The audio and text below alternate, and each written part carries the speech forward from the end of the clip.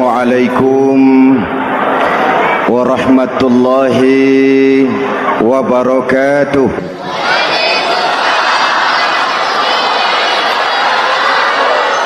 Sejak yang sekecil-kecilnya sampai kepada yang sebesar-besarnya, untuk kemudian kita pun menerima balasan. In khairan fa khairun wa in syarran fa syarrun. Kalau baik ya baik balasannya, kalau jahat ya jahat juga balasannya. Catatan-catatan kita diberikan. Kalau banyak kebajikannya diberikan di tangan kanan dengan cara yang halus. Kalau banyak kejahatannya diberikan dari sebelah kiri atau dilempar dari belakang. Itulah sebabnya sejak di dunia ini kita sudah mohon kepada Allah. Ketika berwudu membasuh tangan kanan, apa kita bilang? Allahumma a'tini kitabi biyamini wa hasibni hisaban yasira. Ya Allah, berikan saya kitab di tangan kanan, dan kalau saya memang perlu dihisab, hisablah saya yang seringan-ringannya.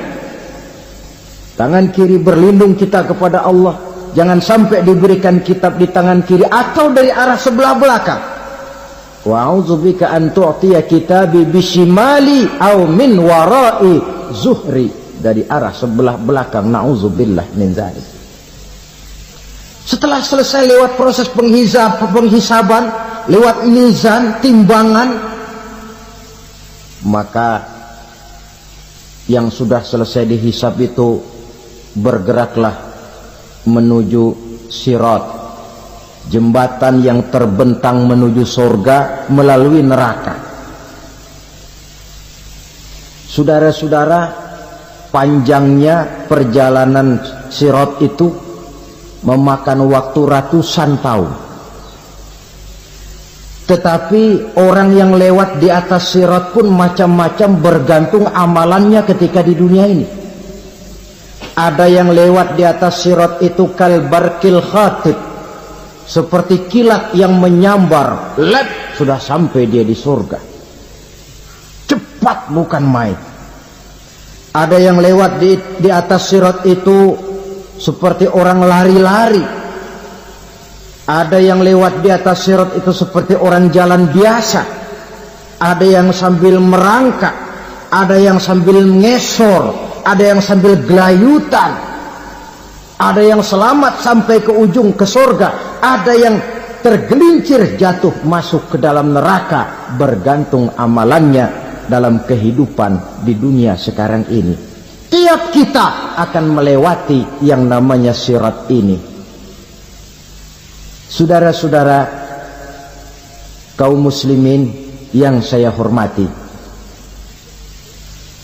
dengan demikian mereka yang selamat melalui sirat sampai ke terminal akhir surga, mereka yang ketika dihisab ternyata banyak kejahatannya daripada kebaikannya, mereka singgah di dalam neraka.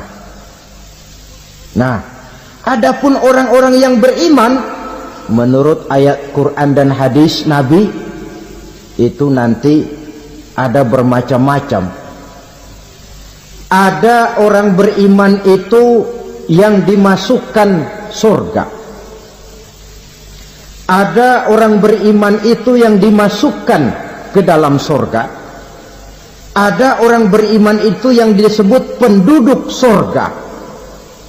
Kenapa lain-lain, Pak? Karena waktu di dunia amalannya juga lain-lain. Ada orang beriman yang masuk surga. Ini paling murah tiketnya. Mau masuk surga? Kata Nabi begini, ma min abdin qala la ilaha illallah thumma mata ala dhalik illa dakhalal jannah. Kalau seorang hamba sudah mengucap dua kalimat syahadat, dia yakin dengan kebenaran kalimat itu sampai matinya, orang itu akan masuk surga. Abi Dzar yang waktu itu diajak bicara heran, ya Rasul kok gampang betul? Iya, walaupun orang itu mencuri, iya, walaupun orang itu berzina, iya, biar dia mencuri, biar dia berzina, kalau dia sudah mengucap 2 kalimat syahadat, dia yakin dengan kebenaran kalimat itu sampai matinya, itu orang akan masuk surga. Jadi masuk surga cukup 2 kalimat syahadat, yakin sampai mati, masuk surga. Itu perkara masuk. Tapi kalau pertanyaannya diterusin, masuknya kapan Pak? Nah, ini lain lagi urusannya. Sebab ada yang masuknya itu langsung, ada yang mampir dulu. Di sana tempat cuma 2, kalau tidak surga, neraka. Mau ke surga tapi mampir dulu, yang mampirnya jelas di neraka. Kenapa? Dalam hadis qudsi ada riwayat, nanti itu di akhirat, setelah Allah selesai mengatur penduduk surga masuk surga, yang neraka masuk neraka, Allah berkata kepada malaikat Malik, malaikat Malik, labaik ya Allah, itu bajingan-bajingan tengik, manusia-manusia durjana yang waktu di dunia tidak mau sujud, jauh dari ulama, gemar melakukan yang munkarat dan maksiat, hidup di tengah masyarakat selalu jadi bibit keonaran, kufur, sudah masuk neraka semua. Sudah ya Allah. Nah, kalau sudah, coba sekarang kamu masuk Malik. Saya, iya, masuk neraka. Mau apa ya Allah? Kata Allah, akhriju minan nar man kana fi qalbihi misqala habatin min khardalin min iman. Kau masuk neraka, cari di dalam neraka orang-orang yang ada imannya walaupun kecil sebesar biji zarah, angkat mereka keluar. Apabila datang kematian menimpa seseorang, datanglah kiamat baginya. Itu yang disebut dengan kiamat kecil. Hakikatnya mati adalah perpindahan dari kehidupan di dunia ini menuju kehidupan di alam barzakh. Menunggu kita di alam barzakh sampai datangnya saat kiamat, entah 10 tahun, entah 100 tahun, entah 1000 tahun, hanya Allah saja yang maha tahu. Adapun orang-orang beriman yang melakukan amal kebajikan dalam kehidupan di dunia ini, masa penantian yang lama di alam barzakh buat mereka sebentar saja. Tetapi bagi orang-orang kafir yang ingkar, yang tidak beriman kepada Allah, yang hidup di dunia cuma menumpuk-numpuk dosa, tentu penantian di alam barzakh akan merupakan waktu yang sangat lama. Bukankah dalam kehidupan kita waktu itu memang relatif? Contoh misalnya, bagi pemuda-pemudi yang sedang duduk asyik memadu cinta,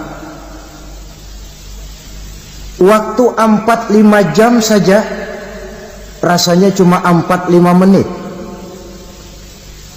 tenggelam oleh keasikan. Tapi buat orang yang berbaring di rumah sakit, meratap di balik-balik apa itu tembok derita kata lagu,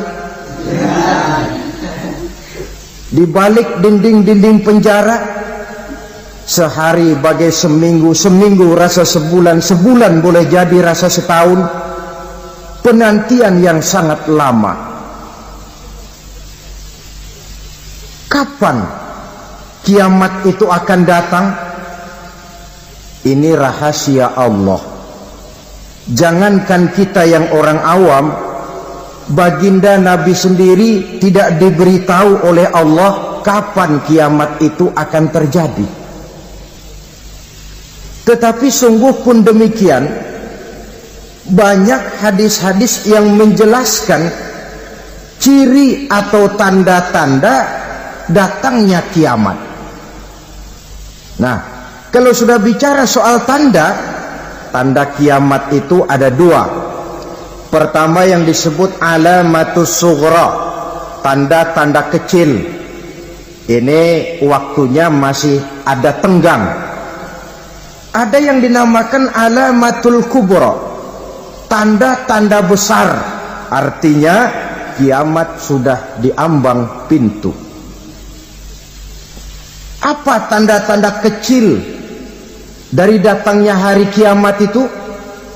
Misalnya kata Nabi, apabila ilmu sudah diangkat oleh Allah, artinya apabila ulama sudah banyak wafat, minat orang belajar agama berkurang, lalu kebodohan nampak merajalela di mana-mana, zina dikerjakan secara terbuka, minuman-minuman keras jadi kebanggaan, itu termasuk di antara tanda-tanda kecil terjadinya hari kiamat. Apalagi misalnya iza waladatil ammatu rabbataha, apabila budak sudah melahirkan tuan. Apa maksudnya? Ada yang mentafsirkan apabila anak sudah bisa membudaki orang tuanya. Orang tua yang melahirkan dia, yang membesarkan dia, demi setelah si anak besar jadi orang berpangkat, bertitel, berharta, berkedudukan, jadilah orang tua itu budaknya. Sehingga sering dibilang kalau orang tua kaya, anak jadi raja. Tapi kalau anak yang kaya, orang tua sering jadi budak.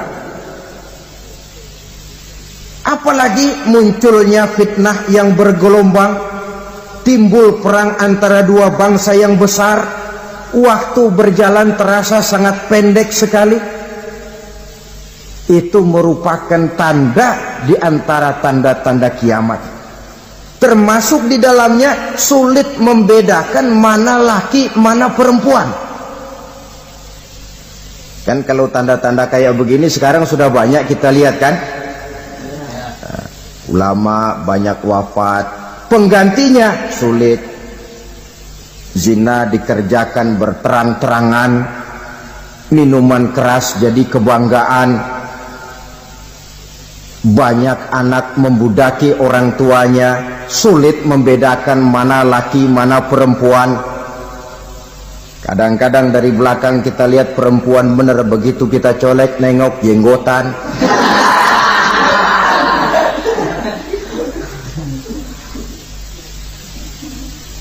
Ini termasuk tanda-tanda kecil, masih ada tenggang sampai akan terjadinya kiamat itu. Nah, yang dimaksud dengan tanda-tanda besar, ini tanda besar artinya kiamat sudah diambang pintu. Pertama, matahari terbit dari sebelah barat.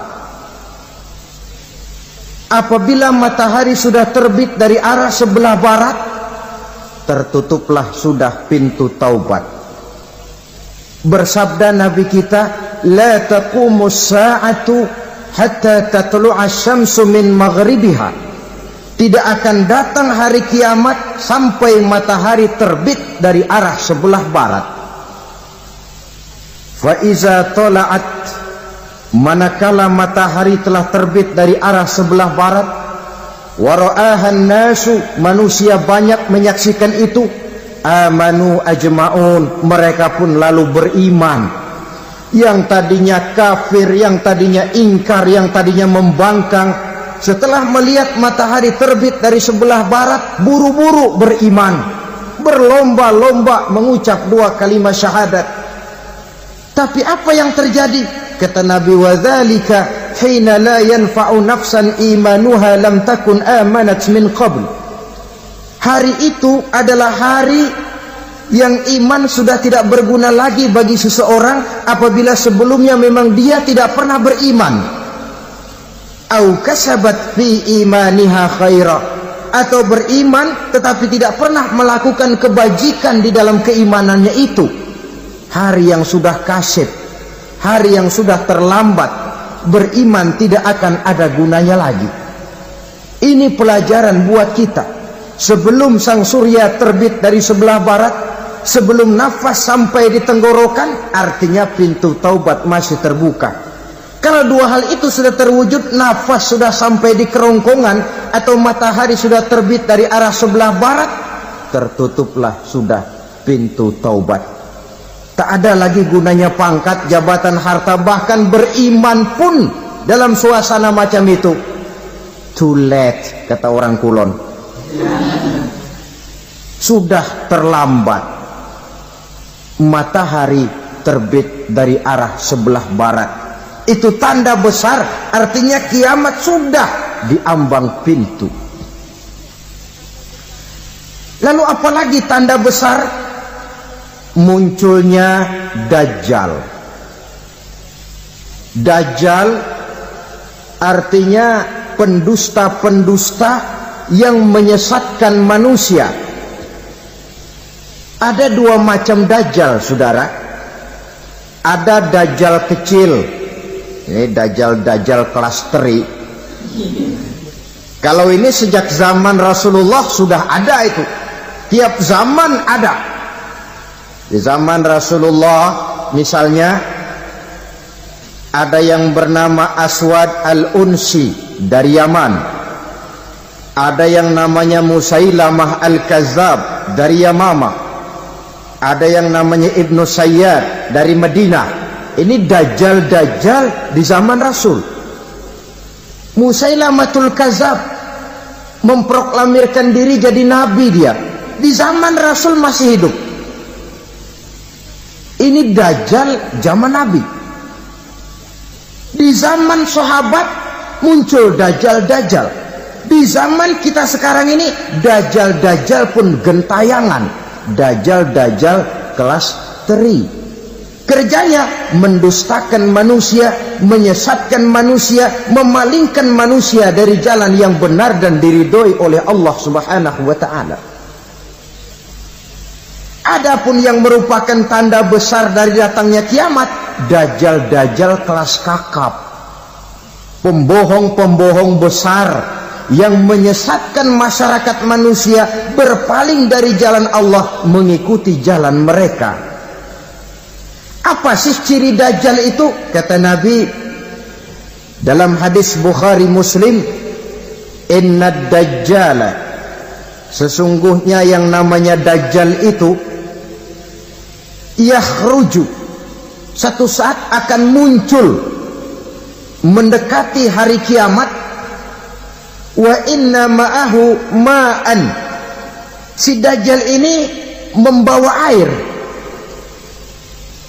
wanaran, dan juga membawa api. Dua simbol.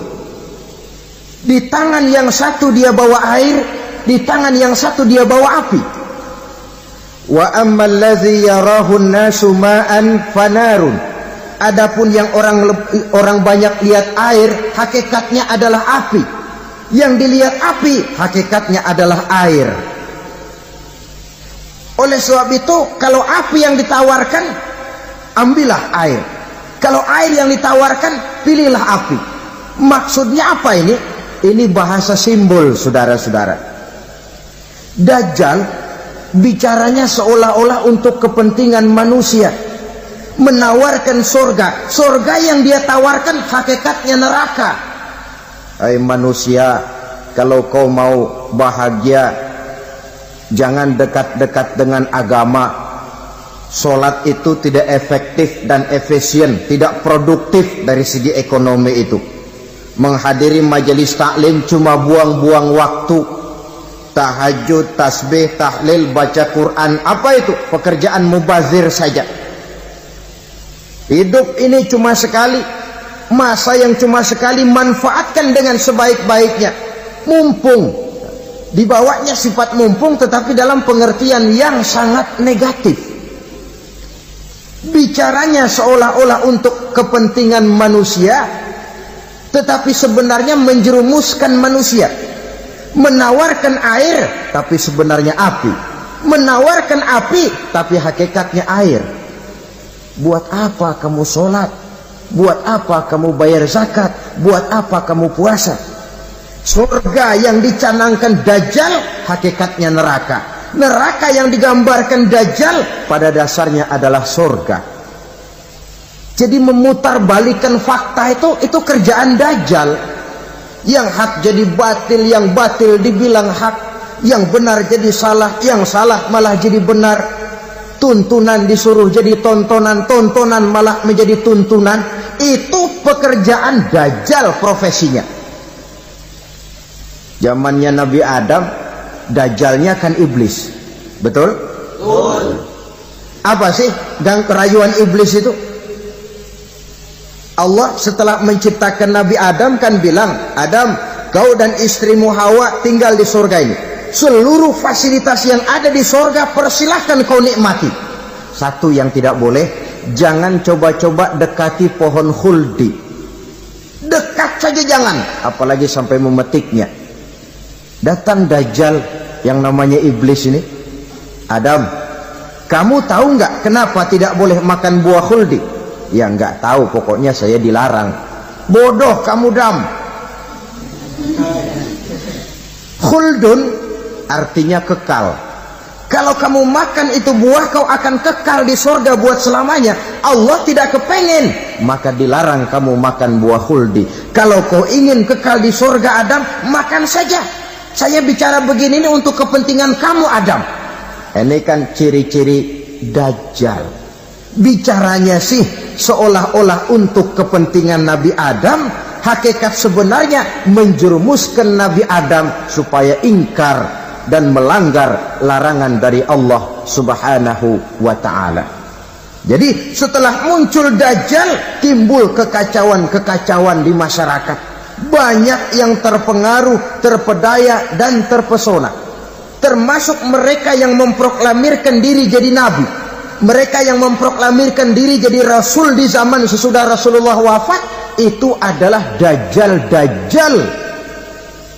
Maka saya ingatkan, kalau di zaman kita sekarang ini ada orang ngaku jadi nabi, ada orang ngaku jadi rasul, biar bahasa Arabnya kental, Quran hafal, hadis ribuan hadis hafal, biar pakai serban sampai menyengser ke tanah, bahasa Arabnya fasih, tapi dia mengaku jadi nabi, jadi rasul, kita umat Islam wajib tidak percaya. Wajib untuk tidak percaya. Itulah Dajjal zaman kita sekarang ini. Tidak mustahil mereka datang mempengaruhi orang-orang awam supaya berpaling dari Rasulullah, mengikuti mereka. Nah, di akhir zaman nanti, mendekati hari kiamat, Dajjal ini muncul. Dajjal kelas kakap, menyesatkan masyarakat manusia untuk berpaling dari Islam, mengikuti seruan mereka. Apalagi di antara datangnya kiamat itu, tanda yang besar itu, turunnya Nabiullah Isa Al-Masih, putra Maryam. Menurut berbagai hadis yang sahih, Nabi Isa Al-Masih nanti akan turun lagi, tidak membawa risalah yang baru, tapi meluruskan risalah Islam ini yang telah banyak ditinggalkan oleh masyarakat. Bahkan ada hadis menjelaskan beliau akan membunuh Nabi, mematahkan kayu-kayu salib, lalu melaksanakan haji dan umrah mengikuti syariat Nabi Muhammad, bukan membawa agama baru. Menjadi semacam mujaddid, reformer, menyelamatkan manusia dari bisikan Dajjal. Bahkan ada riwayat yang menjelaskan bahwa Nabi Isa berhasil mengalahkan Dajjal, mengembalikan masyarakat manusia kembali kepada ajaran Islam yang datang dari Allah, dibawa oleh Rasulullah Sallallahu Alaihi Wasallam. Dengan kata lain, turunnya Nabi Isa bukan sebagai Nabi dan Rasul baru, tetapi mengikuti syariat Nabi kita Muhammad Sallallahu Alaihi Wasallam. Saudara hadirin, ibu-ibu hadirat yang saya hormati, kemudian apalagi di antara tanda-tanda besar akan datangnya kiamat itu?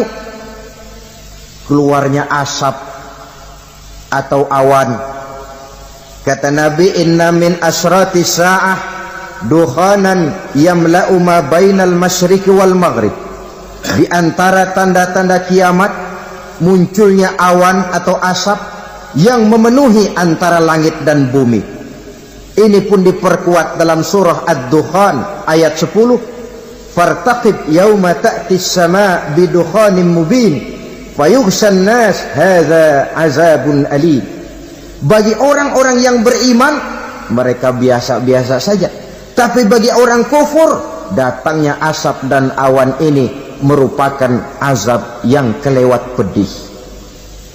Barangkali sedikit mendekati gambaran tentang azab yang pedih ini, saya ingatkan alam pikiran kita kepada peristiwa yang belum lama terjadi. Pernah dengar berita bocornya reaktor nuklir di Chernobyl, Uni Soviet? Pernah dengar? Bocornya reaktor nuklir di Chernobyl yang mengakibatkan ratusan bahkan sangat mungkin ribuan nyawa.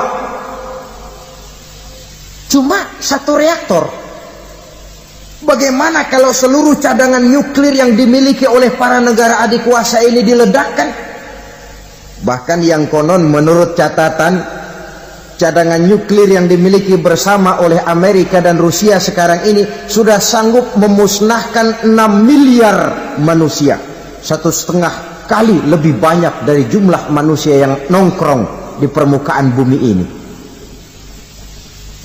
Saudara-saudara hadirin yang saya hormati, lalu saat mendekati hari kiamat, apalagi tandanya? Setelah Nabi Isa wafat, pada saat turunnya yang kedua kali, lalu Allah meniupkan angin sejuk.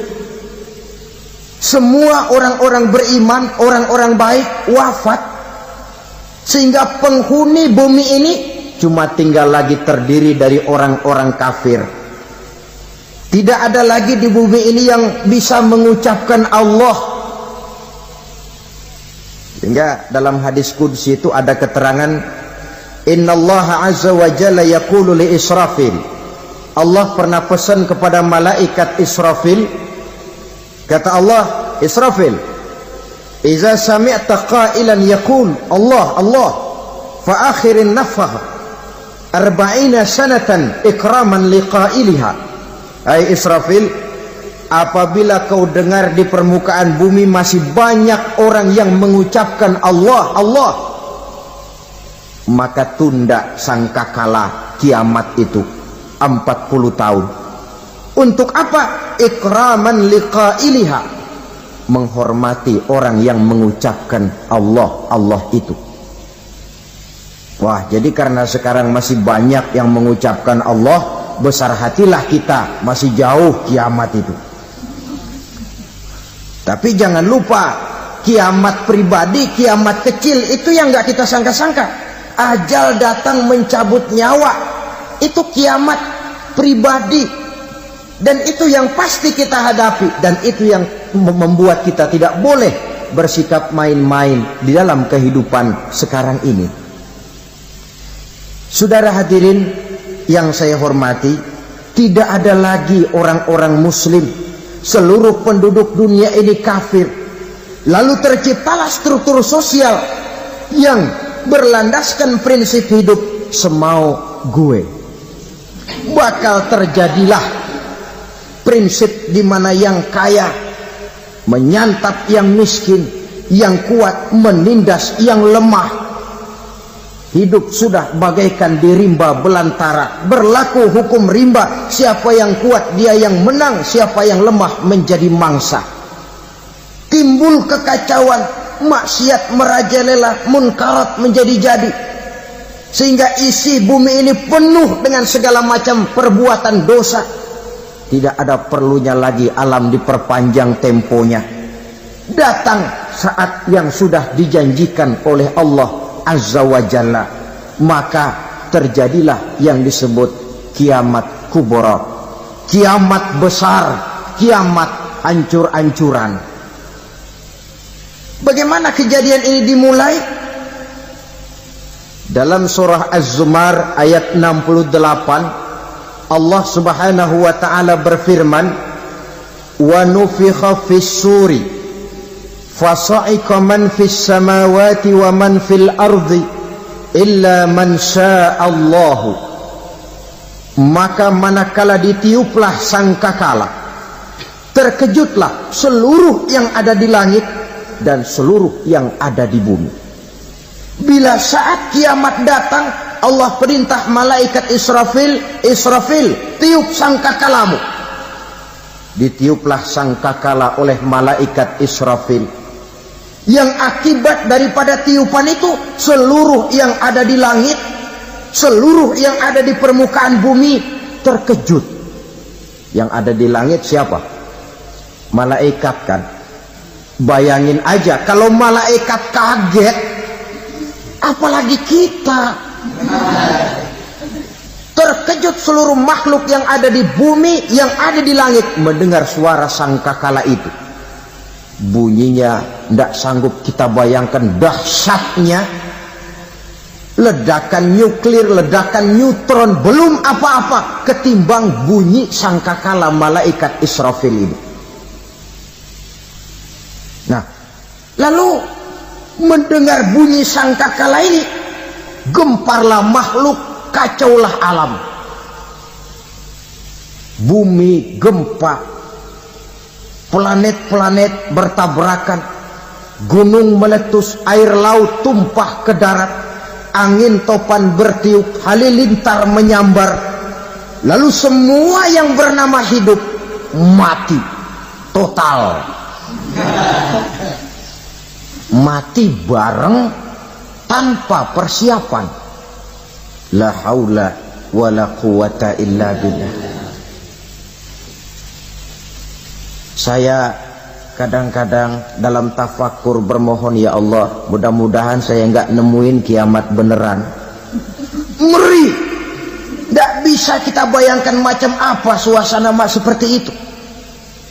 Allah saja banyak memberikan gambaran, misalnya Al-Qari'ah, wa mal qari'ah, wa ma adraka mal qari'ah.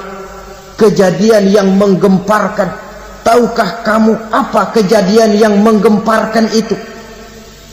Yauma yakunun nasu kal farasil mabsus wa takunul jibalu kal ihnil manfus. Pada saat itu manusia berterbangan bagai kupu-kupu. Gunung berterbangan seperti kapas ditiup angin. Gunung saja macam kapas, konon lagi manusia. Kematian total, mulai semut sampai gajah mati, jin mati, iblis mati, malaikat mati. Malaikat saja mati.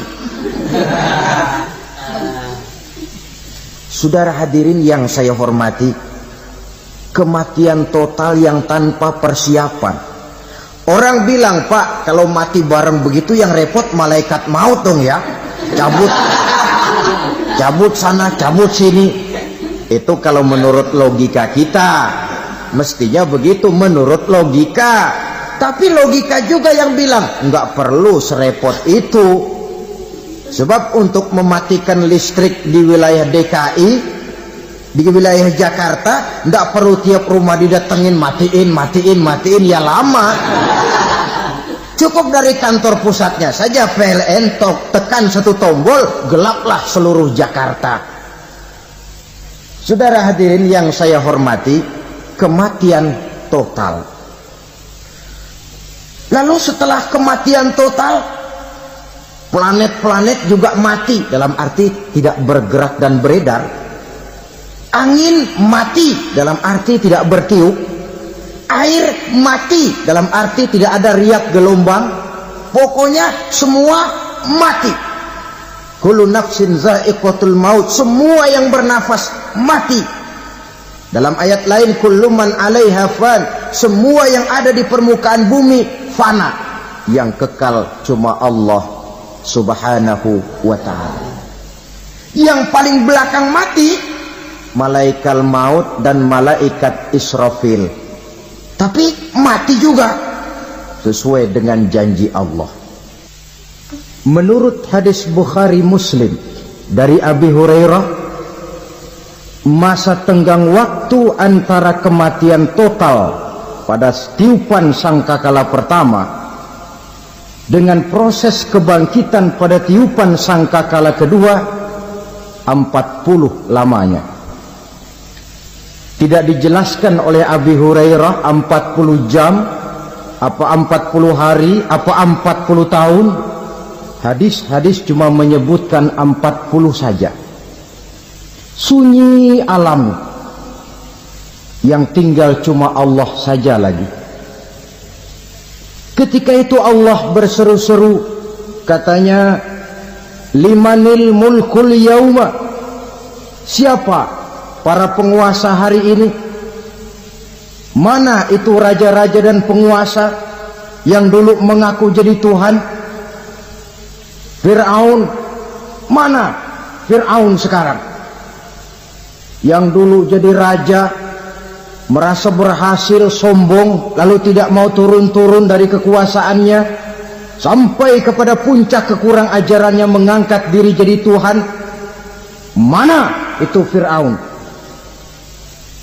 Namrus, mana sekarang Namrus? La ilaha illa ana, ternyata tidak ada Tuhan lain selain daripada aku, kata Allah. Proses kemudian, saudara-saudara, turunlah hujan dari langit. 40 lamanya hujan itu. Tidak jelas juga 40 jam apa 40 hari. Setelah air turun membasahi, datanglah tiupan sangkakala yang kedua. Semua yang bernama mati bangkit dari kuburnya masing-masing. Ini yang disebut Yaumul Ba'thi, hari kebangkitan. Allahu Akbar. Pada saat kita bangkit dari kubur kita masing-masing, kumpul di padang mahsyar namanya. Bayangin aja, saya sendiri nggak sanggup bayangin. Manusia sejak zaman Adam sampai zaman kiamat kumpul bareng di tempat sama. Berapa banyaknya itu?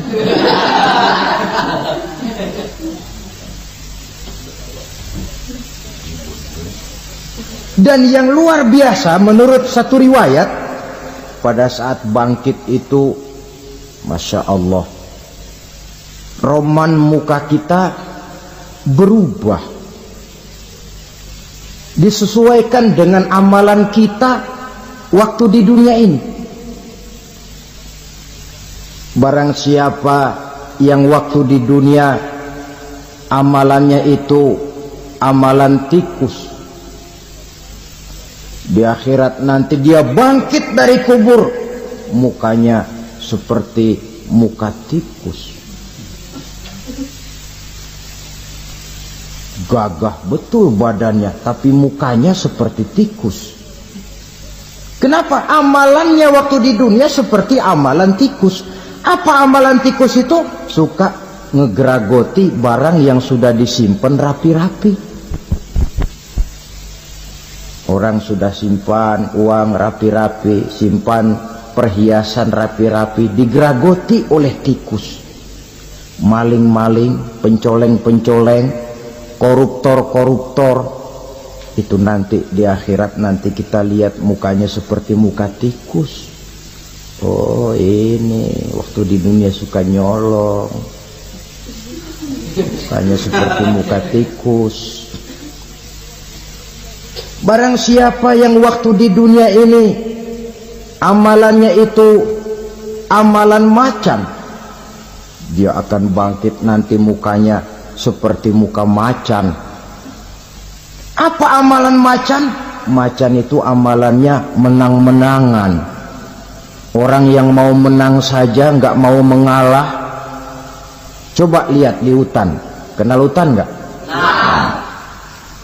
Di hutan, raja hutan di mana-mana pasti macan, betul kan? Betul. Padahal hutan belum pernah bikin pemilihan umum.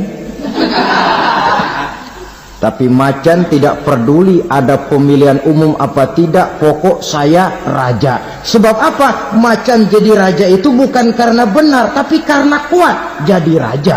Setelah dia jadi raja, rakyat hutan yang mesti dilindungi malah dimakan oleh raja macan. Kambing rakyat hutan dimakan oleh macan. Ayam rakyat hutan dimakan oleh macan. Itu nanti kita lihat di akhirat itu mukanya seperti muka macan, gagah betul. Lalu barang siapa yang di dunia ini amalannya itu seperti amalan anjing, nanti dia punya muka seperti muka anjing. Apa amalan anjing? Pertama, anjing itu kalau disuruh jaga rumah, dia tidak bisa membedakan mana maling, mana tamu. Biar yang datang maling, kalau bawa tulang, anjing kalem. Yang kedua, anjing itu akan setia kepada siapa saja yang memberinya roti. Siapa yang memberinya roti, itulah majikannya. Apa kata majikannya, pasti dia laksanakan. Soal benar atau salah, dia tidak peduli. Setelah anjing dapat roti, dia tidak punya pilihan lain kecuali bilang, abdi mah kumaha juragan wae ayeuna mah.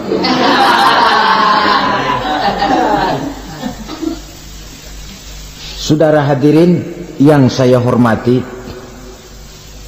berkumpul di padang mahsyar, tiap orang sibuk dengan persoalannya masing-masing. Matahari waktu itu didekatkan oleh Allah, panas luar biasa. Ada yang saking panasnya itu mencucurkan peluh keringat sampai sebatas mata kakinya. Ada yang keringatnya sampai sedengkulnya, ada yang keringatnya sampai sepusatnya, ada yang keringatnya mengalir sampai sebahunya. Ada yang kelelap oleh keringatnya sendiri, sementara orang di sampingnya nggak apa-apa. Bergantung lagi amalan dia waktu di dunia ini. Saudara-saudara, sebagian orang dalam kepanikan padang mahsyar berombong-rombong datang mereka menghadap Nabi Adam. Ya Adam, anta abal bashar. Hai Adam, Tuhan adalah bapak moyang manusia. Kami sebentar lagi akan disidang, dimintakan pertanggungan jawab. Tolonglah kami, hai Adam.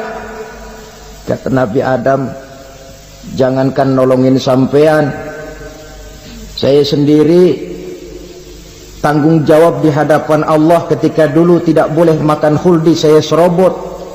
Sudahlah, urus diri masing-masing saja, nafsi. Begitu kata Nabi Nuh, begitu kata Nabi Ibrahim. Tiap orang bertanggung jawab sendiri-sendiri. Ketika itulah saudara-saudara, nikmatnya menjadi umat Nabi besar Muhammad sallallahu alaihi wasallam. Sebab apa? Walaupun menurut abjad kita ini umat paling belakang, karena paling belakang kita ini toh, karena Nabi Muhammad adalah Nabi akhir, tapi akan dihisap lebih dulu, lewat di atas sirat lebih dulu, masuk surga lebih dahulu ketimbang umat-umat belakangan.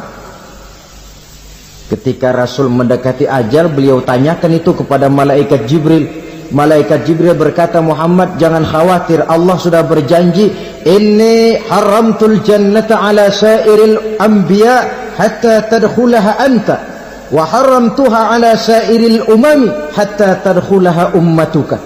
Surga aku haramkan buat seluruh nabi kecuali kalau engkau Muhammad sudah masuk ke dalamnya, dan surga aku haramkan buat seluruh umat kecuali kalau umatmu Muhammad sudah masuk ke dalamnya. Logikanya, walaupun menurut abjad kita umat paling belakang, bakal dihisab paling dulu, lewat di atas sirat paling dulu, masuk surga paling dulu, kalau mampir ke neraka juga paling dulu. Ya resiko. Jangan mau enaknya aja paling dulu. Saudara hadirin yang saya hormati, setelah masa kebangkitan itu jangan dikira begitu bangkit langsung diperiksa. Masih menunggu menanti ribuan tahun perhitungan padang mahsyar untuk sampai kepada proses yang disebut yaumul hisab, hari perhitungan. Seorang demi seorang bakal dipanggil. Bayangkan saja, Kita se-RT saja di absen, kadang-kadang perlu waktu lama. Ini manusia sejak zaman Nabi Adam sampai datang hari kiamat, satu demi satu disidang di hadapan Qadi Rabbul Jalil. Status sosial copot sudah waktu itu. Yang pernah jadi hartawan di situ tidak lagi kelihatan kehartawanannya. Yang pernah jadi jenderal tidak lagi dipanggil jenderalnya. Yang ustadz tidak lagi dipanggil al-mukarramnya. Seluruh status sosial selesai. Dipanggillah kita seorang demi seorang menghadap Qadi Rabbul Jalil. Bagaimana proses penghisaban itu? Pertama, proses tanya jawab. Di antaranya ada hadis menyatakan lan tazula qadama 'abdin yaumal qiyamah hatta yus'ala an arba'i khisalin. Besok di hari kiamat tidak akan bergeser telapak kaki seorang hamba sampai dia ditanya lebih dulu tentang 4 persoalan. Tentang ilmunya. Kemana ilmu itu diamalkan? Tentang umurnya. Di mana umur itu dihabiskan? Tentang masa mudanya. Kemana masa muda itu dipakai? Tentang hartanya. Dari mana harta itu didapat dan kemana harta itu dibelanjakan. Ini termasuk proses tanya jawab. Jadi kalau istilah pengadilan dunia, nama Fulan bin Fulan. Kamu waktu di dunia diberikan umur panjang untuk apa? Pernah mengalami masa muda, kemana kau habiskan masa remajamu? Kau diamanahkan ilmu, dengan apa ilmumu kau amalkan? Kau diberikan harta, dari mana harta kau dapat, kemana kau belanjakan? Tak seorang pun yang bisa mungkir. Sebab apa? Dikala itu yang menjadi saksi bukan orang. Yang menjadi saksi adalah seluruh anggota badan kita. Tangan bicara, kaki jadi saksi terhadap seluruh amalan yang pernah kita kerjakan pada saat kehidupan di alam dunia ini. Selesai proses tanya jawab, lalu diperlihatkan buku catatan kita waktu hidup di dunia ini. Jangan lupa Allah itu menyiapkan 2 superkomputer kepada kita. Sebelah ditempelin sebelah kanan, yang sebelah tempelin di sebelah kiri. Komputer itu namanya Raqib dan Atid. 2 malaikat yang apabila baik kita lakukan, refleks saja akan menulis kebajikan kita. Jahat kita kerjakan akan tertulis. Catatan itu nanti diperlihatkan kepada kita. Waduh, alangkah malunya pada saat diperlihatkan catatan kita, buku rapot kita merah melulu. Barangkali diperiksa sambil diomelin, brengsek lo. Buku merah melulu begini, bagaimana waktu hidup di dunia? Tidak cukup diperlihatkan buku catatan kehidupan, rekaman kehidupan. Rekaman kehidupan kita secara utuh sejak terlahir sampai ajal datang merenggut nyawa. Barangkali mirip dengan video sekarang ini, di mana terekam dengan baik seluruh kegiatan kita sejak yang sekecil-kecilnya sampai kepada yang sebesar-besarnya. Untuk kemudian kita pun menerima balasan.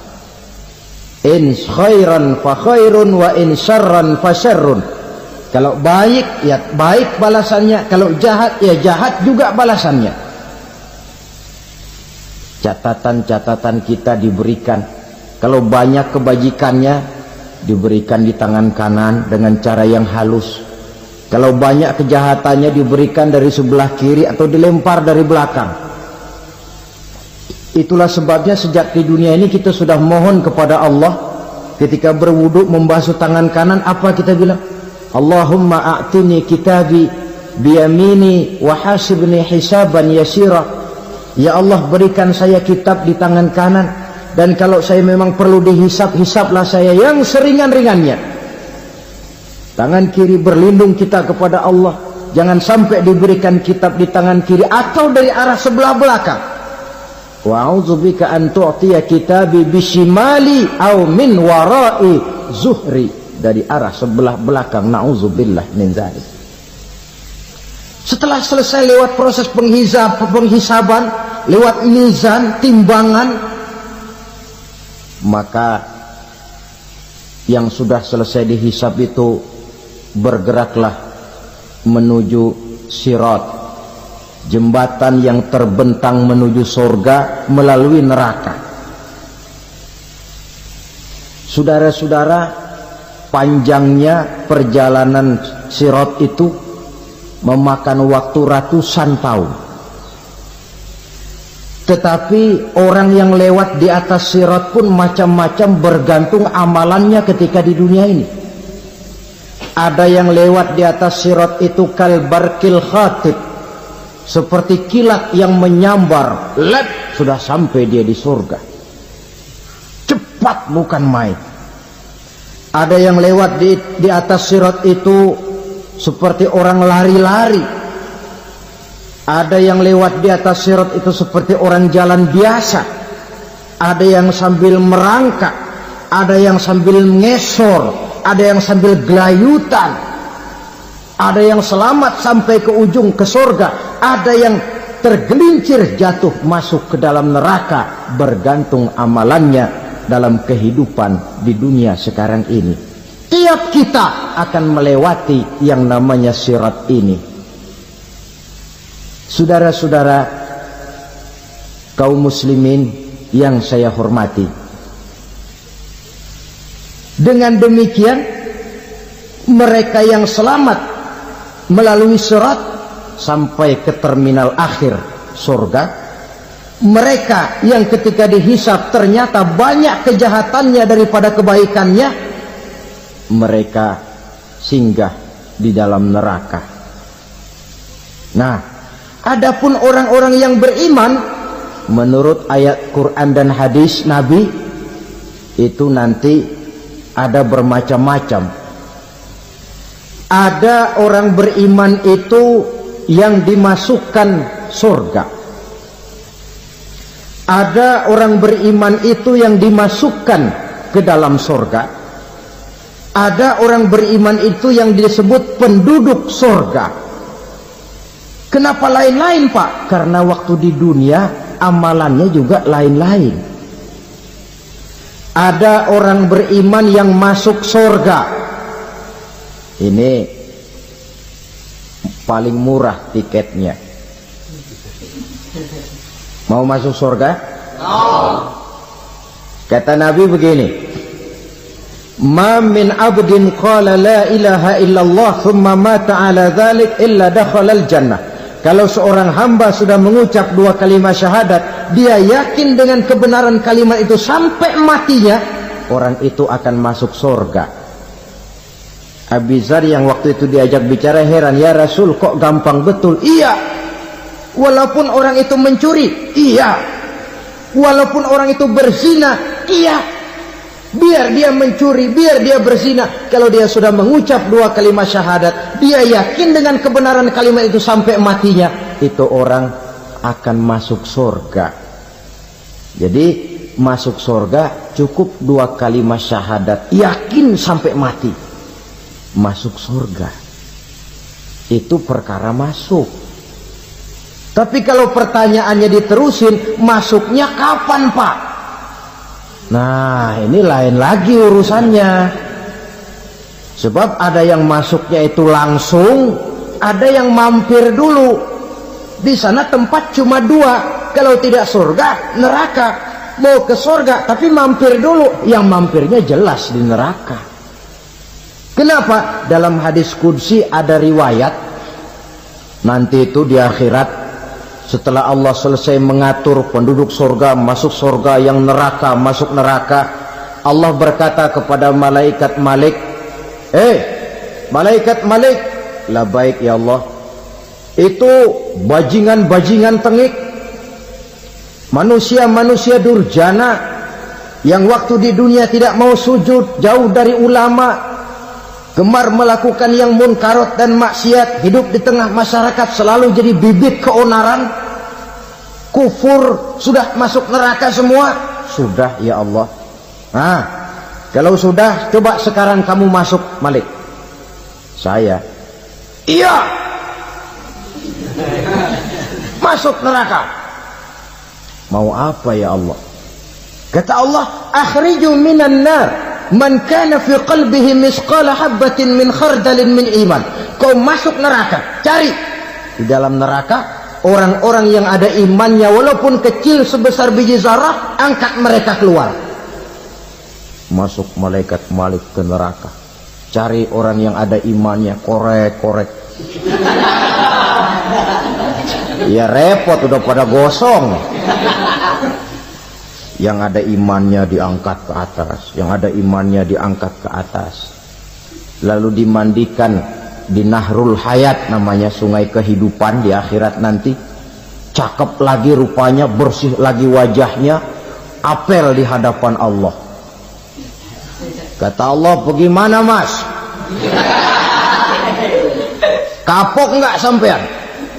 Kapok ya Allah. Nah, kalau kapok, idhab fadkhulil jannah, pergi masuk surga sana. Berangkat mereka ke surga, ketemu sama teman-temannya yang udah sampai lebih dulu, yang nggak pakai mampir lagi. Terjadi dialog. Kata teman-temannya yang udah pada nyampe duluan, mas, iya, emang baru sampai? Saya baru sampai. Memang mampir di mana dulu mas? Kita sudah lama sampai di surga. Saudara buka surah Al-Muddathir ayat 34-35. Ma salakakum fis saqar? Kenapa kamu mampir di neraka Saqar? Qalu lam naku minal musallin. Mereka menjawab, kami mampir di neraka Saqar mas, gara-gara dulunya kami waktu di dunia tidak pernah sholat. Tidak pernah sholat? Tidak pernah. Karena rumahnya dekat masjid, cuma dekat doang mas. Sholat mah enggak saya. Enggak pernah ngasih makan fakir miskin, enggak pernah hadir di majelis taklim, pendeknya enggak pernah melakukan kebajikan. Maka saya pun mampir di neraka Saqar. Untung betul saya punya iman mas, sedikit. Waktu hidup di dunia dulu saya pernah mengucap 2 kalimat syahadat. Sekali-kalinya waktu mau kawin. Masya Allah. Untung saja kawin. Kalau nggak kawin polos.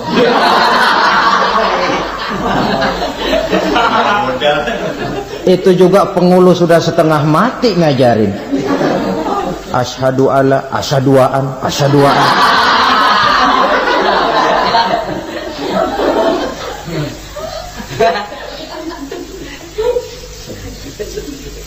Ini namanya masuk surga, ada mampir dulu. Ada pula orang mukmin itu yang dimasukkan surga. Namanya dimasukkan kan terima beres. Saya masuk ke rumah, jalan sendiri, cari tempat sendiri. Saya dimasukkan ke dalam rumah, terima beres, pokok ada di dalam, itu dimasukkan namanya. Nggak pakai mampir. Tapi tentu tiketnya lebih mahal ketimbang yang pertama tadi. Apa kata Allah? Innal ladzina amanu wa amilus salihat la ukaffiranna anhum sayyi'atihim wa la udkhilannahum jannah. Sesungguhnya orang-orang yang beriman kemudian beramal soleh, kami hapuskan segala dosa dan kesalahannya, kami masukkan mereka ke dalam surga. Lihat ayatnya, Allah yang memasukkan, kita yang dimasukkan. Tidak pakai transit, tidak usah mampir. Cuma tidak cukup syahadat, tidak cukup amanu, tapi diiringi dengan wa'amilus salih. Iman, amal. Tidak cukup syahadat, lalu dibuktikan dia sholat, dia zakat, puasa, lalu dia melakukan berbagai macam kebajikan. Ini yang menyebabkan dia tidak pakai mampir di tempat yang bernama Saqar. Lalu ada pula orang mukmin itu yang disebut penduduk surga. Wah, ini sudah VIP ini. Ashabul jannah. penduduk sorga. Siapa mereka? Kata Allah, innal ladzina amanu summa istaqamu fala khaufun alaihim wala hum yahzanun ulaika ashabul jannah hum fiha khalidun. Sesungguhnya orang-orang yang beriman lalu istiqamah, tetap dalam melaksanakan perintah Allah, tidak goyang, tidak labil tapi stabil, istiqamah, mereka tidak takut dan tidak bersedih hati. Merekalah penduduk sorga. Iman, istiqamah.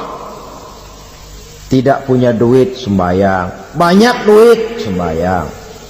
Miskin, sembahyang. Kaya, tetap sembahyang. Istiqamah. Kadang orang kalau susah rajin ke masjid, banyak duitnya ngelihat masjid melengos. Itu yang dibilang waktu miskin hamba Allah, setelah kaya jadi hamba harta. Bergeser, tidak ada nilai istiqomahnya. Saudara-saudara, dengan begitu penduduk neraka itu dua. Ada penduduk permanen, ada penduduk yang semi permanen. Yang semi permanen orang-orang beriman yang mempunyai dosa besar. Mereka masuk ke neraka untuk menerima azab sesuai dengan dosanya. Bila selesai masa azab itu, mereka akan diangkat untuk ditempatkan kembali ke dalam surganya Allah Subhanahu wa ta'ala. Nah, dikala itulah saudara-saudara, ada yang disebut syafaat dari Rasulullah sallallahu alaihi wasallam. Tapi tentu jangan lupa, syafaat ini ibarat kain menambal dia. Kita punya kain bolong-bolong sedikit, syafaat yang menambal. Solat kita ada kurang dikit, sedekah kita ada campur riak dikit, amalan kita ada tidak karena Allah dikit. Kita berharap syafaat. Jadi biarlah kain masih bolong-bolong, yang penting punya kain. Tapi kalau kainnya tidak ada, yang ditambal apanya? Sholat tidak, puasa tidak, zakat tidak, berharap syafaat saja, ya, terlalu berlebihan itu. Saudara hadirin yang saya hormati, apabila selesai proses penghisaban, proses penghitungan, maka dikala itulah manusia terbagi dalam dua kelompok besar. Fariqun fil jannah wa fariqun fis sa'ir. Sekelompok orang-orang beruntung yang masuk ke dalam surga, dan sekelompok lagi masuk ke dalam neraka. Akan memakan waktu untuk menceritakan sifat surga dan neraka, tapi insya Allah pada kesempatan pertemuan lain saya sampaikan. Namun sebagai gambaran umum cukuplah saya sampaikan sebuah hadis qudsi. Allah jelaskan, a'dadtu li'ibadiyas salihin ma la 'ainun ra'at wa la uzunun sami'at wa la khatara fi qalbil bashar. Aku sediakan buat hamba-hambaku yang soleh, yang tidak pernah terlihat oleh mata, tidak pernah terdengar oleh telinga, dan belum pernah terdetik dalam hati manusia. Jadi kenikmatan surga belum pernah dilihat mata, belum pernah didengar telinga, belum pernah terdetik dalam hati. Pedihnya azab neraka belum pernah terlihat mata, belum pernah terdengar telinga, belum pernah terdetik dalam hati. Saudara hadirin yang saya hormati, oleh karena itu sebagai uraian akhir daripada kiamat ini, marilah sama-sama kita memanfaatkan hidup dengan sebaik-baiknya supaya jangan timbul penyesalan di hari kemudian nanti. Maksud utama daripada diutusnya Rasulullah sallallahu alaihi wasallam ke alam ini tidak lain adalah untuk memperbaiki akhlak manusia. 14 abad yang lalu, dari sebuah kota kecil yang tidak ada dalam peta, lahir satu proyek raksasa, proyek memperbaiki akhlak manusia. Di tengah-tengah dunia pada ketika itu, Eropa masih biadab, Afrika belum dikenal orang, Asia sungguh sangat terbelakang, dan semenanjung Arabia dari berbagai aspek kehidupannya dikenal sebagai masyarakat jahiliyah.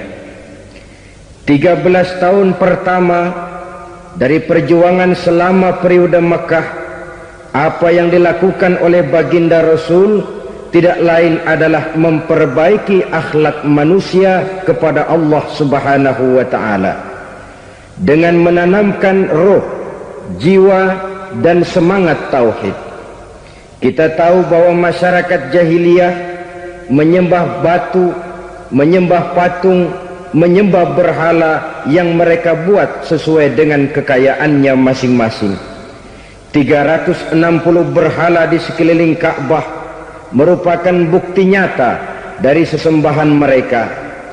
Yang kaya membuat berhala dari emas lalu disembah, yang setengah kaya bikin patung dari perak lalu disembah, yang hampir miskin bikin Tuhan dari kayu lalu disembah, yang miskin benar tepung terigu diadonin lalu dibentuk seperti wujud seseorang kemudian disembah, dan apabila selesai nyembah perutnya terasa lapar, Tuhannya habis dipretelin. Sepanjang sejarah kemanusiaan cuma masyarakat jahiliyah saja yang sampai makan Tuhan. Sesadis-sadisnya bangsa Indonesia belum pernah sampai makan Tuhan. Maka menghadapi manusia seperti ini, yang pertama dilaksanakan oleh Rasul memperbaiki akhlak mereka kepada Allah, menanamkan la ilaha illallah, bahwa tidak ada Tuhan yang perlu disembah selain daripada Allah Subhanahu wa ta'ala. Ini hakikatnya merupakan inti daripada ajaran Rasul-Rasul terdahulu. Kenapa? Seluruh Rasul bersumber dari satu sumber yang sama, yaitu dari Allah Subhanahu wa ta'ala. Maka prinsip ajaran ketuhanan yang mereka bawa tentu saja sama. Nabi Adam mengajarkan la ilaha illallah, Nabi Nuh mengajarkan la ilaha illallah, cuma tentu sambungannya Nuh Rasulullah. Nabi Ibrahim mengajarkan la ilaha illallah, Ibrahim Rasulullah. Nabi Musa mengajarkan la ilaha illallah, Musa Rasulullah. Bahkan Nabi Isa mengajarkan la ilaha illallah, Isa Rasulullah. Dan Nabi Muhammad mengajarkan la ilaha illallah, Muhammadur Rasulullah. Akhlak manusia kepada Allah dengan menanamkan tauhid. Jadi kalau ingin berakhlak yang benar kepada Allah, jaga tauhid, pegang teguh akidah. Saudara-saudara kaum muslimin rahimakumullah, lawan daripada tauhid adalah kufur. Kufur bisa dua, bisa kufur iman, bisa kufur nikmat. Kufur itu sifatnya, kafir itu orangnya. Ada orang kufur iman, dan ini merusak akhlak kepada Allah Subhanahu wa ta'ala. Kufur iman itu kadang-kadang bentuknya syirik, orangnya disebut musyrik. Kufur iman itu kadang-kadang bentuknya nifaq, orangnya disebut munafik. Kufur iman itu kadang-kadang bentuknya riddah, orangnya disebut murtad. Ini merupakan jenis daripada kufur-kufur iman dan tergelincirnya manusia daripada akhlak kepada Allah Subhanahu wa ta'ala. Benar, di zaman sekarang kita tidak menyembah berhala. Memang di zaman sekarang kita tidak menyembah patung. Iya, kita tidak berkeyakinan Tuhan lebih dari satu. Tapi kadang-kadang akhlak kita kepada Allah sering lentur dan luntur, sering bergoyang dan tergoncang, sering kena erosi dan polusi. Bahwa kita tidak menyembah Latta, Uzza, Manat dan Hubal seperti masyarakat jahiliyah dahulu, memang. Tapi Latta zaman sekarang, Uzza zaman sekarang, Manat dan Hubal di zaman sekarang, berhala-berhala di abad kita sekarang ini, kadang-kadang bernama harta, kadang-kadang bernama wanita, kadang-kadang bernama tahta, mungkin juga bernama Toyota. sesuatu yang lebih kita agungkan daripada Allah, menjelmalah dia menjadi berhala-berhala di zaman kita sekarang ini. Manakala kita di kantor sudah lebih takut kepada kepala bagian kita daripada kepada Allah, maka Tuhan kita barangkali adalah kepala bagian kita. Manakala kita sudah lebih takut kepada manusia daripada kepada Allah, bergeserlah akhlak kita kepada Allah, mengagungkan manusia dan menomorduakan Allah. Maka di zaman sekarang akhlak kita kepada Allah sering kena erosi, sering kena polusi. Mungkin karena sulitnya lapangan kerja, tingginya tensi ekonomi, persaingan hidup yang makin tajam, sulitnya mencari lapangan kerja, orang kadang-kadang nekat, sedikit pertimbangan, picik pandangan, mudah melakukan potong kompas, sehingga terjadilah perbuatan-perbuatan yang memelencengkan akhlak kita kepada Allah Subhanahu wa ta'ala. Kadang-kadang terjebak mempercayai selain daripada Allah, kadang-kadang terjebak di dalam mengagungkan yang selain daripada Allah lebih dari yang seharusnya. Terkenalah akhlak kita kepada Allah jaringan-jaringan erosi dan polusi. Kufur sebagai lawanan daripada tauhid merupakan sifat daripada orang yang tidak berakhlak kepada Allah. Bentuknya pertama bisa syirik. Syirik itu artinya meyakini ada Tuhan lain selain daripada Allah. Itu yang namanya syirik. Jadi percaya Tuhan ada, cuman Tuhannya kelebihan. Itu yang disebut syirik, dan itu merupakan cerminan dari akhlak yang rusak kepada Allah Subhanahu wa ta'ala.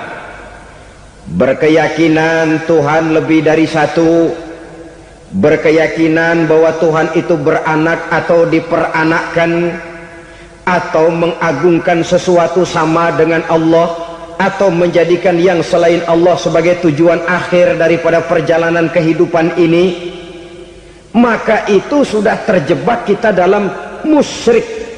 Dan syirik satu dosa yang tidak berampun. Bahasa kasarnya, yang namanya syirik itu jenis bapak moyangnya dosa. Saudara-saudara, sebab itu saya pesan, kalau memang terpaksa, biasanya yang tinggal di kota-kota besar itu kalau tidak kepengen dosa kan susah. Kalau terpaksa harus bikin dosa, cari yang kecil-kecil saja, yang kira-kira taubatnya gampang. Umpamanya pulang sholat Jumat nukar sendal, umpama yaitu jelas dosa. Tapi dosa yang taubatnya agak mudah. Jangan sampai terjebak ke dalam syirik, menyekutukan Allah. Kalau sudah menyekutukan Allah, Allah dimadu, murka benar Allah kepada kita. Innallaha la yaghfiru ayyushraka bih wa yaghfiru ma duna dzalika liman yasha. Allah tidak akan memberi ampun kepada orang yang menyekutukannya dengan sesuatu, tapi Allah mau mengampunkan dosa yang selain itu bagi orang yang dikehendakinya. Jadi orang-orang yang sudah terjebak syirik, menyekutukan Allah, meyakini ada Tuhan lain selain daripada Allah, meyakini Tuhan beranak atau diperanakkan, bagaimanapun baiknya mereka di dunia, bagaimanapun sosial jiwanya, bagaimanapun pemurah tangannya memberikan santunan dan pertolongan kepada orang lain, kalau sudah syirik, seluruh nilai kebaikannya akan tidak ada gunanya lagi, karena tidak ada tempat nilai kebaikan itu bergantung. Sedangkan kita berbuat baik agar diterima oleh Allah. Kalau Allahnya marah kepada kita, siapa yang akan menerima nilai kebaikan itu sendiri? Ini bentuk yang pertama. Yang nyata-nyata menyembah berhala, syirik. Yang nyata-nyata beriktikad Tuhan lebih dari satu, syirik. Atau yang tersamar. Yang tersamar itu yang sering jadi penyakit kita. Saya sejak ada perkutut ini di rumah, perkutut, Saudara-saudara, yang merusak akhlak kepada Allah, yang merusak tauhid setelah syirik, bisa juga berbentuk nifak. Nifak itu sifatnya, orang yang punya sifat nifak disebut munafik.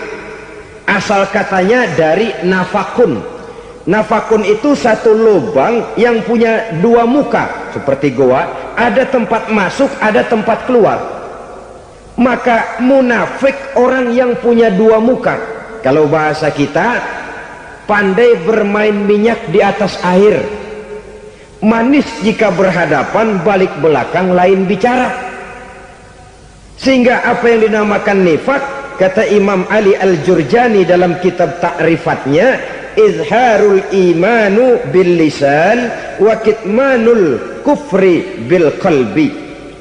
Menyatakan, menampakkan iman dengan lidahnya, tapi menyembunyikan kekafiran dalam hatinya. Dengan kata lain, lidahnya mah iman, hatinya mah kafir. Padahal hati itu yang dilihat, padahal hati itu yang dinilai. Kenapa lidahnya mengaku iman? Ya mungkin karena kepepet, mungkin karena kepentingan, mungkin karena ingin mencari kelemahan orang, lalu dia pura-pura beriman. Tapi sesungguhnya hatinya kufur. Ini merupakan penyakit munafik. Dan terus terang, menghadapi orang munafik jauh lebih berat daripada menghadapi orang kafir. Kenapa? Munafik ini kan musuh dalam selimut. Mau dibilang musuh nyata-nyata, apalagi di zaman Rasul ya, ketika periode Madinah, berat sekali menghadapi orang munafik. Mau dibilang kafir, kalau ketemu assalamualaikumnya medok juga. Mau dibilang mukmin, di belakang ngegerundel, nyari-nyari penyakit, nyari-nyari lantaran, mencari-cari gara-gara. Kalau kafir jelas kafirnya, kalau musyrik jelas musyriknya. Tapi munafik, di depan kita dia mengaku beriman, di belakang kita dia caci maki kita. Maka demikian rupa watak orang munafik, Allah benci betul. Sampai dalam Quran orang munafik itu divonis innal munafikin fid darkil asfal minan nar. Orang-orang munafik di dasar jurang neraka yang paling bawah, keraknya neraka. Saudara-saudara kaum muslimin rahimakumullah, sebab munafik sangat berbahaya, membahayakan umat, membahayakan agama. Di depan kita mereka ngaku pura-pura beriman, kalau pidato luar biasa, memuji agama setinggi langit, menampakkan seolah-olah dia orang yang dekat dengan agama. Saudara-saudara, agama penting, agama mutlak. Tapi yang ngomong begitu agamanya apa? Remeng-remeng. Cuma sekedar lipstick, cuma sekedar dekorasi, cuma sekedar kamuflase buat ngibuli orang lain. Dia mengaku beragama, mengatakan agama mutlak, menganggap agama penting, seolah-olah memperhatikan benar tentang tatanan kehidupan beragama, tapi sebenarnya di hatinya tidak lebih berkecamuk penyakit-penyakit kufur. Maka sifat munafik ini termasuk menodai tauhid, artinya merusak akhlak kita kepada Allah Subhanahu wa ta'ala. Sifat yang ketiga yang juga merusak akhlak kita kepada Allah dinamakan riddah.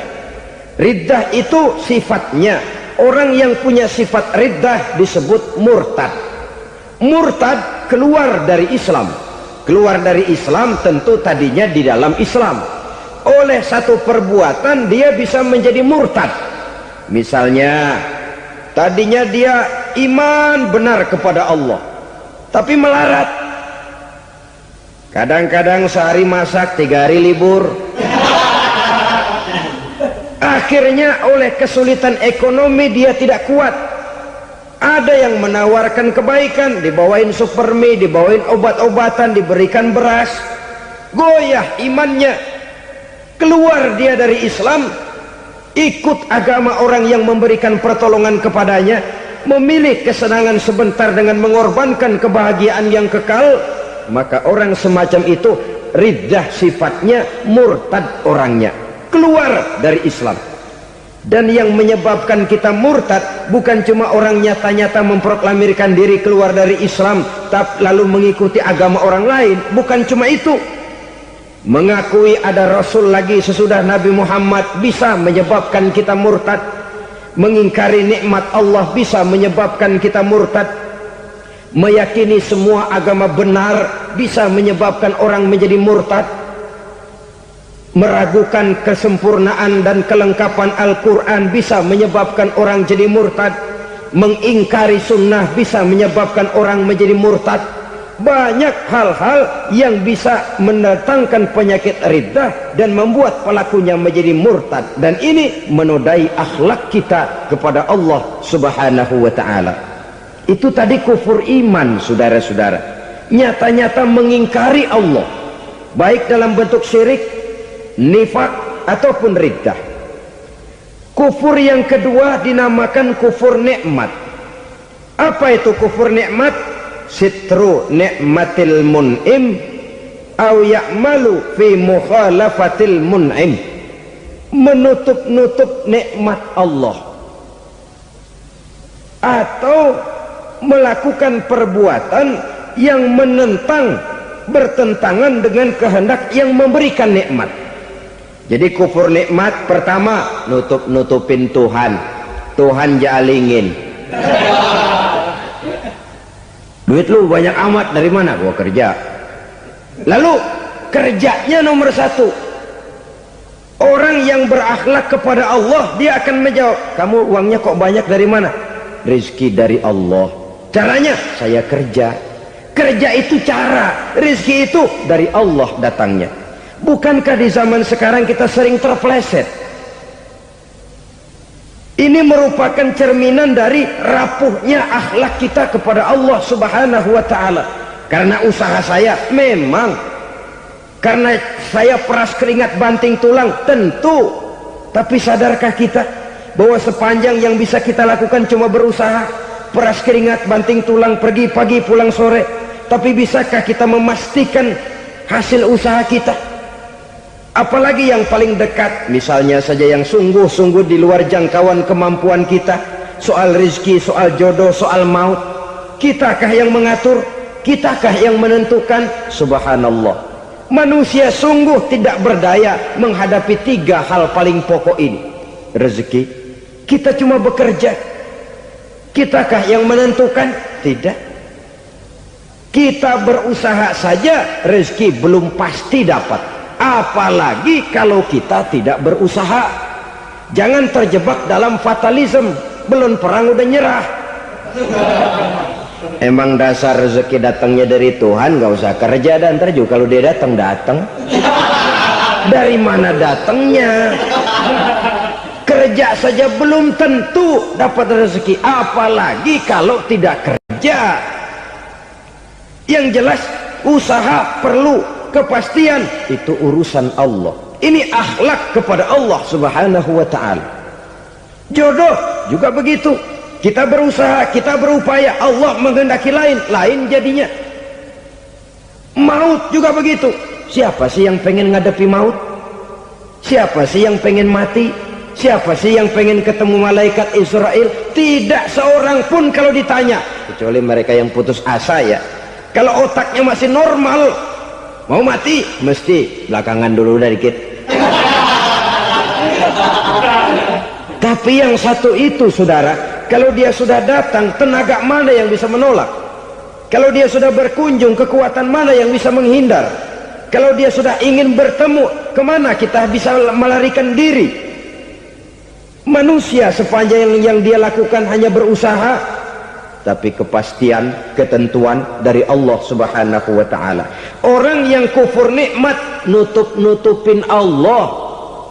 Dia merasa rezekinya adalah mutlak peras keringatnya, seolah-olah Allah nggak punya peranan apa-apa di situ. Oh, ini kan saya bisa rumah begini karena saya kerja keras. Oh, ini mobil saya begini, saya kerja keras. Peras keringat, banting tulang, keras.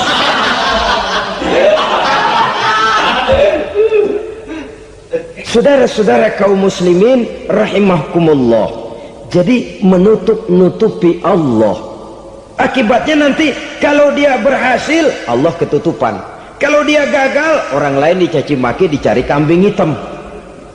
Yang kambing hitam kan mahal. Karena orang sering cari-cari kambing hitam. Jarang orang mau jujur kalau bertemu kesulitan lalu mencari sebab pada dirinya sendiri. Yang paling enak ya nyalain orang.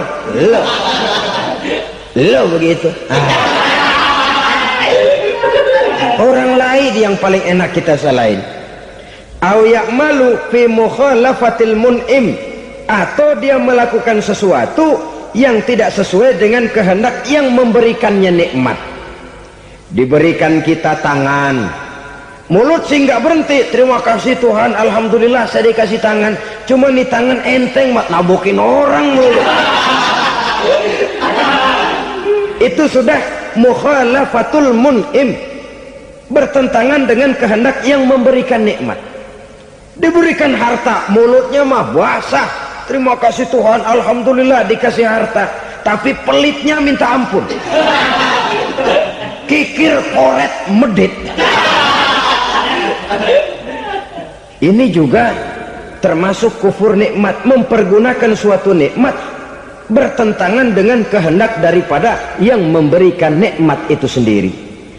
Saudara-saudara kaum muslimin rahimakumullah, oleh karenanya kufur iman memang lebih bahaya daripada kufur nikmat. Tapi jangan lupa, kufur nikmat bisa menyeret orang kepada kufur iman. Nah kalau Allah udah dialingin, Tuhan sudah dinomor duain, lama-lama kenapa dia tidak mendewakan dirinya sendiri, mendewakan pangkatnya, mendewa-dewakan otaknya, mendewa-dewakan kemampuannya? Pada awalnya dia memang cuma kufur nikmat, tapi lambat laun kalau ini tidak diobati secara pasti, orang akan mengarah kepada kufur iman. Bisa berbentuk syirik, bisa berbentuk nifak, bisa berbentuk riddah. Saudara-saudara, oleh karena itu menjaga akhlak kepada Allah mutlak penting. Sebab apa? Kita tidak berakhlak kepada manusia saja, kita dikucilkan dari pergaulan. Kalau kita tidak berakhlak kepada Allah, dikucilkan oleh Allah. Hadis qudsi menyatakan, man lam yashkur ala na'ma'i wa lam yasbir ala bala'i falyakhruj min tahtis sama'i falyatlub rabban siwaya. Kata Allah, siapa orang yang tidak mau bersyukur terhadap nikmat yang aku berikan kepadanya dan tidak mau sabar terhadap ujian yang aku berikan kepadanya, falyakhruj min tahtis sama'i, persilahkan saja keluar dari kolong langitku, waliyatlub rabban siwaya, tolong cari Tuhan lain selain daripada aku. Murka Allah, diusir, cuman gak kedengeran aja. Siapa yang tidak mau syukur terhadap nikmatku, siapa yang tidak mau sabar terhadap ujian yang aku berikan kepadanya, persilahkan keluar dari kolong langitku ini, cari Tuhan lain selain aku. Langit Tuhan yang punya, Tuhan kita lawan, diusir dari kolong langit, mau pindah ke kolong mana?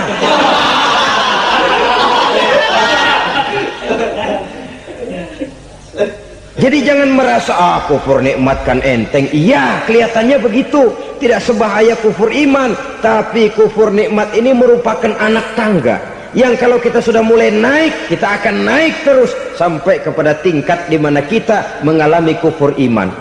Kalau sudah ke sana, maka akhlak kita kepada Allah terkenalah erosi, terkena polusi, hancur akhlak kepada Allah, dan itulah sumber kesengsaraan abadi. Kalau cuma kita tidak berakhlak kepada manusia, barangkali resikonya cuma kehidupan di dunia ini. Mungkin juga ada kehidupan akhirat. Tapi kalau sudah tidak berakhlak kepada Allah, dunia akhirat kita rugi dan celaka. Maka pada kesempatan ini saya mengajak, marilah jaga baik-baik akhlak kita kepada Allah. Satu kali kita bertauhid, sampai mati kita bertauhid. Satu kali la ilaha illallah, jangan tergelincir lagi kita keluar daripada kalimat itu. Satu kali kita bertuhankan Allah, jangan bertuhan yang lain selain daripada Allah. Jangan sekutukan Allah, jangan samakan Allah dengan sesuatu, jangan mengangkat yang lain sama agungnya dengan Allah. Sebab dengan demikian kita seolah-olah sudah mengotori akhlak kita kepada Allah subhanahu wa ta'ala. Ini berat, saudara-saudara. Ini tidak ringan. Kadang-kadang saya katakan tadi, masalah ekonomi, kadang-kadang persaingan hidup yang makin tajam, di tengah lapangan kerja yang makin sulit, di tengah orang banyak potong kompas. Kalau berpatokan kepada nilai tauhid, la ilaha illallah, tidak ada Tuhan selain Allah, maka saya tidak akan takut kecuali hanya kepada Allah. Saya tidak akan menggantungkan hidup kecuali hanya kepada Allah. Saya tidak akan minta rezeki kecuali hanya kepada Allah. Kadang-kadang situasi yang nekat membuat kita kehilangan keseimbangan, kehilangan pertimbangan, picik pandangan. Akibatnya kita merusak akhlak kepada Allah Subhanahu wa ta'ala. Ironinya kan orang sekarang kalau ditanya, lu nyolong ya? Iya. Kok berani? Emang. Lu nggak tahu Tuhan lihat? Tahu. Kok nyolong juga? Biarin. Kalau Tuhan mah lihat, jangan kagak ribut. Enggak ribut katanya. Kalau orang lihat, 2 orang saja tahu, geger kelurahan. Ini kan sudah mendustai dirinya sendiri, sudah merusak akhlaknya kepada Allah Subhanahu wa ta'ala. Tuhan enggak ribut katanya. Saudara hadirin yang saya hormati, jadi oleh karenanya akhlak kita kepada Allah merupakan basis daripada kehidupan beragama. Kalau itu sudah mulai rapuh, mulai terkena erosi dan polusi, mulai rusak, dikhawatirkan nanti nilai ibadah kita kepada Allah juga akan turut ambruk karenanya. Saudara-saudara kaum muslimin rahimakumullah, tugas yang kedua memperbaiki akhlak manusia kepada sesama manusia. Kita tahu Islam sesuai dengan namanya adalah agama damai. Maka akhlak manusia kepada sesama manusia menempati porsi yang penting dalam kehidupan beragama. Bagaimana seorang muslim bergaul, bertata krama terhadap sesama manusia. Mari kita lihat lebih jauh persoalannya. Untuk memudahkan pembicaraan dari kacamata agama, kita kelompokkan saja manusia itu dalam 2. Pertama yang seiman, dan yang kedua yang tidak seiman. Yang tidak seiman itu kita sebut saja kufur atau kafir. Nah, kepada yang kafir pun kita diajarkan untuk berakhlak, apalagi kepada yang memang nyata-nyata seiman, sekeyakinan, seakidah.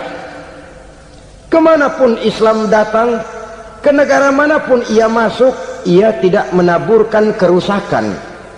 Jadi tidak benar kalau orang pernah itu menggambarkan, saking sentimennya seorang orientalis pernah menggambarkan Nabi Muhammad di tangan kirinya Quran, di tangan kanannya pedang, menggambarkan seolah-olah Islam dikembangkan dengan kekerasan. Sebenarnya tidak sama sekali.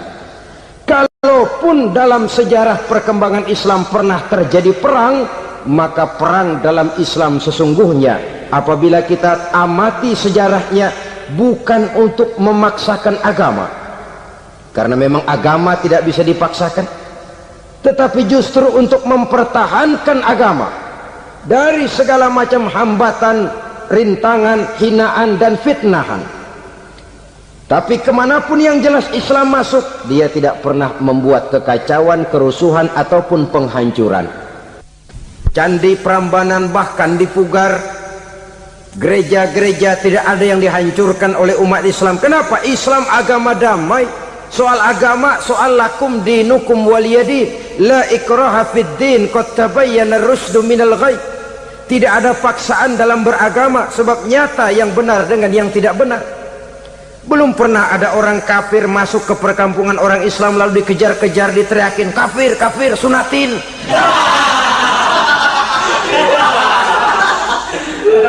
Belum pernah. Kenapa? Islam menghormati orang lain agama. Nah, yang kafir ini macam-macam saudara. Ada kafir harbi, nah ini kafir kerok. Ini kafir yang nyata-nyata memproklamirkan permusuhan kepada umat Islam, nyata-nyata mengganggu ketenangan umat Islam. Kafir yang seperti ini yang boleh diperangi. Misalnya kita mau sembahyang Jumat dijagain, nggak boleh sembahyang Jumat, getok palanya. Kafir harbi artinya tantangan perang datang dari mereka, bukan kita yang mulai, mereka yang buka front. Prinsipnya umat Islam tidak boleh mencari-cari musuh, tapi pun tidak boleh lari kalau ketemu musuh. Musuh jangan dicari, ketemu jangan lari. Karena itu kesan seolah-olah umat Islam ini teroris, umat Islam ini destroyer, umat Islam ini sering menimbulkan keonaran, kerusakan. Sungguh satu fitnahan yang sangat keji. Umat Islam adalah umat yang cinta damai. Islam di masa perkembangannya masuki Eropa melalui Selat Gibraltar, Jabal Tariq, memasuki Spanyol. Islam tidak pernah meruntuhkan gereja, Islam tidak pernah membunuh orang-orang Nasrani. Bahkan Islam mewariskan peradaban dan kebudayaan yang begitu tinggi nilainya di bidang ilmu pengetahuan, sampai ketika itu Barat banyak mengkaji ilmu pengetahuan dari dunia Islam. Buku-buku berbahasa Arab diterjemahkan ke bahasa Yunani, dipelajari oleh para cendekiawan di negeri Barat sana. Mereka mengambil manfaat yang banyak dari masuknya Islam ke Eropa. Sementara gereja tetap berdiri dengan megahnya. Kuil-kuil tempat peribadatan tidak satupun yang diusik-usik. Kenapa? Islam agama yang cinta damai. Asal dia tidak diganggu, asal kehormatannya tidak dihinakan. Jadi kafir harbi, kafir yang nyata-nyata nantang perang, ngajak berkelahi, itu kafir yang nyari penyakit. Kafir harbi ini boleh diperangi dengan catatan mereka yang memang mulai. Yang kedua kafir zimmi. Kafir zimmi, kafir yang hidup di tengah mayoritas muslim, tapi mereka mau hidup dengan aman, damai, tenang. Mereka wajib dilindungi. Bahkan Nabi pernah memberikan satu jaminan, man aza zimmiyan faqad azani. Siapa yang mengganggu orang kafir zimmi sama saja dengan mengganggu saya. Kehormatannya dijaga, harta bendanya dilindungi, anak istrinya pun dilindungi. Dan ini jadi kenyataan. Saudara bisa lihat di negara-negara yang mayoritas penduduknya beragama Islam, orang-orang kafir di luar Islam hidup dengan tenang, aman, damai. Di Saudi Arabia, di luar tanah haram, di luar Mekah dan Madinah, banyak orang-orang kafir mencari nafkah. Mereka tenang, aman, dilindungi undang-undang. Begitu di Mesir, begitu di negara Indonesia yang berdasarkan Pancasila ini. Kehidupan beragama menimbulkan gairah, rukun, tenang, aman, damai, sepanjang tidak saling ganggu, tidak saling usik, menghargai orang yang sudah beragama, tidak menjadikan penganut suatu agama sebagai sasaran dari dakwah agama lainnya. Saudara-saudara kaum muslimin rahimakumullah. Jadi memang oleh Al-Quran kita dianjurkan asidda 'alal kuffar ruhama bainahum. Tegas kepada orang kafir, kasih sayang kepada sesama muslim.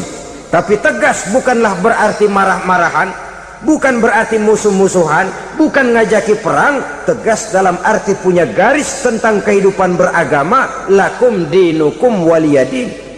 Soal kehidupan sosial, mari kerjasama. Bangun jalan, ayo rame-rame. Siskamling, mari bebarengan. Bikin puskesmas, mari sama-sama. Tapi kalau sudah soal agama, itu tidak perlu ada toleransi agama. Yang perlu toleransi antar umat beragama. Kalau umatnya mau kerjasama silakan, tapi tidak menyangkut soal ibadah. Jangan kerjasama di bidang ibadah. Itu kerjasama yang salah pasang, saudara-saudara. Sehingga dengan demikian toleransi adalah menyangkut kehidupan antar umat beragama. Sedangkan agama sendiri punya kapling yang nyata. Sehingga dengan demikian tegas kepada orang kafir dalam arti kita punya satu kepribadian, tidak ngambang. Nggak, lalu kalau ditanya orang, sebenarnya agama lu apa sih? Gua mah gimana musimnya aja. Agama pakai musim kayak rambutan. Akhirnya ya begitu, musim-musiman. Ke masjid kelihatan, ke gereja hayo, ke candi nongol, ke apa? Bingung malaikat bagaimana nyatetnya nih bocah ini. Di mana aja ada. Kita punya satu kepribadian, saya muslim dan garis saya ini, lakum dinukum waliyadin. Bagi Tuhan persilakan agama Tuhan, bagi kami agama kami. Kami hormati Tuhan, Tuhan hormat kepada kami. Tapi soal agama, kaplingnya jelas. Kerjasama, mari urusan muamalah, bidang sosial. Yuk kita sistemling sama-sama dengan orang lain agama. Mari jaga kerukunan, kesatuan, persatuan, kekompakan. Perbaiki jalan yang rusak, mari sama-sama. Mendandani jembatan yang runtuh, mari sama-sama. Tapi sembahyang, kaplingnya lain-lain. Sebab Nabi juga dulu pernah ditawarkan begitu loh sama kafir jahiliyah dulu, Quraisy itu. Sudah Muhammad, sekarang begini saja, kita join aja daripada marah-marahan. Hari ini saya oke, menyembah Tuhanmu Allah. Besok gantian kamu menyembah Tuhan kita, Latta, Uzza, Manat dan Hubal. Turun, qul ya ayyuhal kafirun la a'budu ma ta'budun. Soal ibadah kaplingnya jelas, tidak boleh dicampur adukkan. Sebab kalau tidak, kita akan mulai kehilangan identitas diri. Dan disitulah krisis kehidupan keyakinan beragama dimulai, dari krisis identitas. Hujan gede kan mulainya gerimis dulu. Di mana-mana ya gerimis dulu. Gerimis makin lama makin gede. Kita akan mulai dengan kehilangan identitas diri. Dari sana nanti kita malu mengakui keislaman kita. Kalau orang Islam malu mengakui keislamannya, ini kan ironi, menyedihkan. Ngakui Islamnya saja malu, menonjolkan keislamannya malu, tidak ada rasa bangga beragama. Padahal ini modal dasar. Hanyalah dengan rasa bangga beragama kita lalu konsekuen. Bangga yang tidak konsekuen, wah pokoknya kan gua kan Islam, agama yang paling benar. Tapi hidupnya sendiri jauh dari tuntunan Islam. Itu bangga yang tidak beralasan, bangga yang tidak perlu dibanggakan sebenarnya. Kebanggaan yang membuat kita konsekuen dan dekat dengan kehidupan beragama. Jadi dengan demikian saudara-saudara, kepada non muslim kita juga harus berakhlak. Bukankah ini sudah dicontohkan oleh Rasul? Bagaimana beliau disambiti orang di Taif, yang menyambiti malah didoakan. Bagaimana Suraqah mau membunuh beliau, malah Suraqah didoakan. Bagaimana Abu Jahal dan Abu Lahab saking mangkalnya. Ini Abu Jahal pernah gali lubang di kamarnya sendiri, di depan tempat tidurnya. Setelah dia gali lubang, ditutupin pakai keraras korma. Lalu dia tarik selimut, belagak meriang. Dia pesan pesuruhnya, bilangin Muhammad encangnya meriang. Pamannya sakit, minta ditengokin. Nabi dengan segala husnuzonnya berangkat nengokin. Abu Jahal dari balik selimut ngintip. Itu dia Muhammad, itu dia tuh. Dia tuh, masuk Dani, masuk.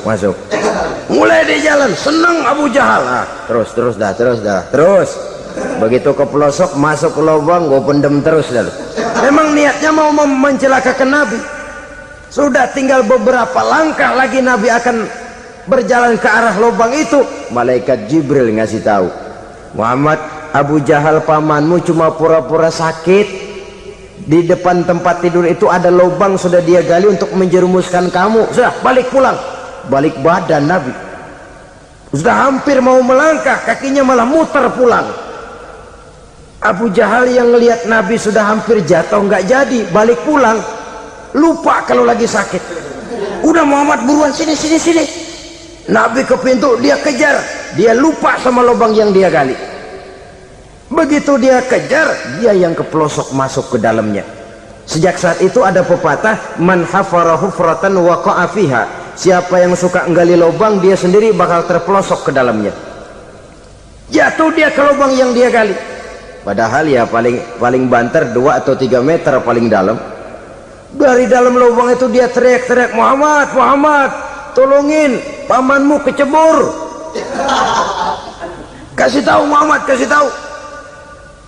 Datang lagi lah pesuruhnya, Muhammad, Paman mau Abu Jahal kecebur, minta tolong diangkatin, sudah diulur tambang, habis sambung lagi, nggak bisa sampai. Masa iya cuma kamu yang bisa nolong? Apa yang dilakukan Nabi? Balik mau nolongin. Akhlak. Kita kalau ada orang gali lubang buat nyeburin kita, dia sendiri yang kecebur, gorok gua kagak alemin loh. Mati sekalian dah. Nabi mah enggak, balik nolongin tuh Abu Jahal. Kenapa paman kecebur? Iya Muhammad, tolong, tambang udah diulur-ulur, sambung-sambung nggak sampai. Aduh kasihan paman, nih pegang tangan saya. Nabi cuma ulurin tangan, nyampe dipegang oleh Abu Jahal, diangkat ke atas. Nyampe atas, apa kata Abu Jahal? Tambang bergulung-gulung nggak nyampe, kamu cuma pakai tangan doang kok bisa Muhammad, hebat banget sihirmu. Mukjizat dia bilang sihir, udah ditolongin nyelak lagi, kan yang enak kita injak palanya. Orang dulu bilang wah katanya nolongin anjing kejepit, udah selesai ditolongin malah yang nolong digigit.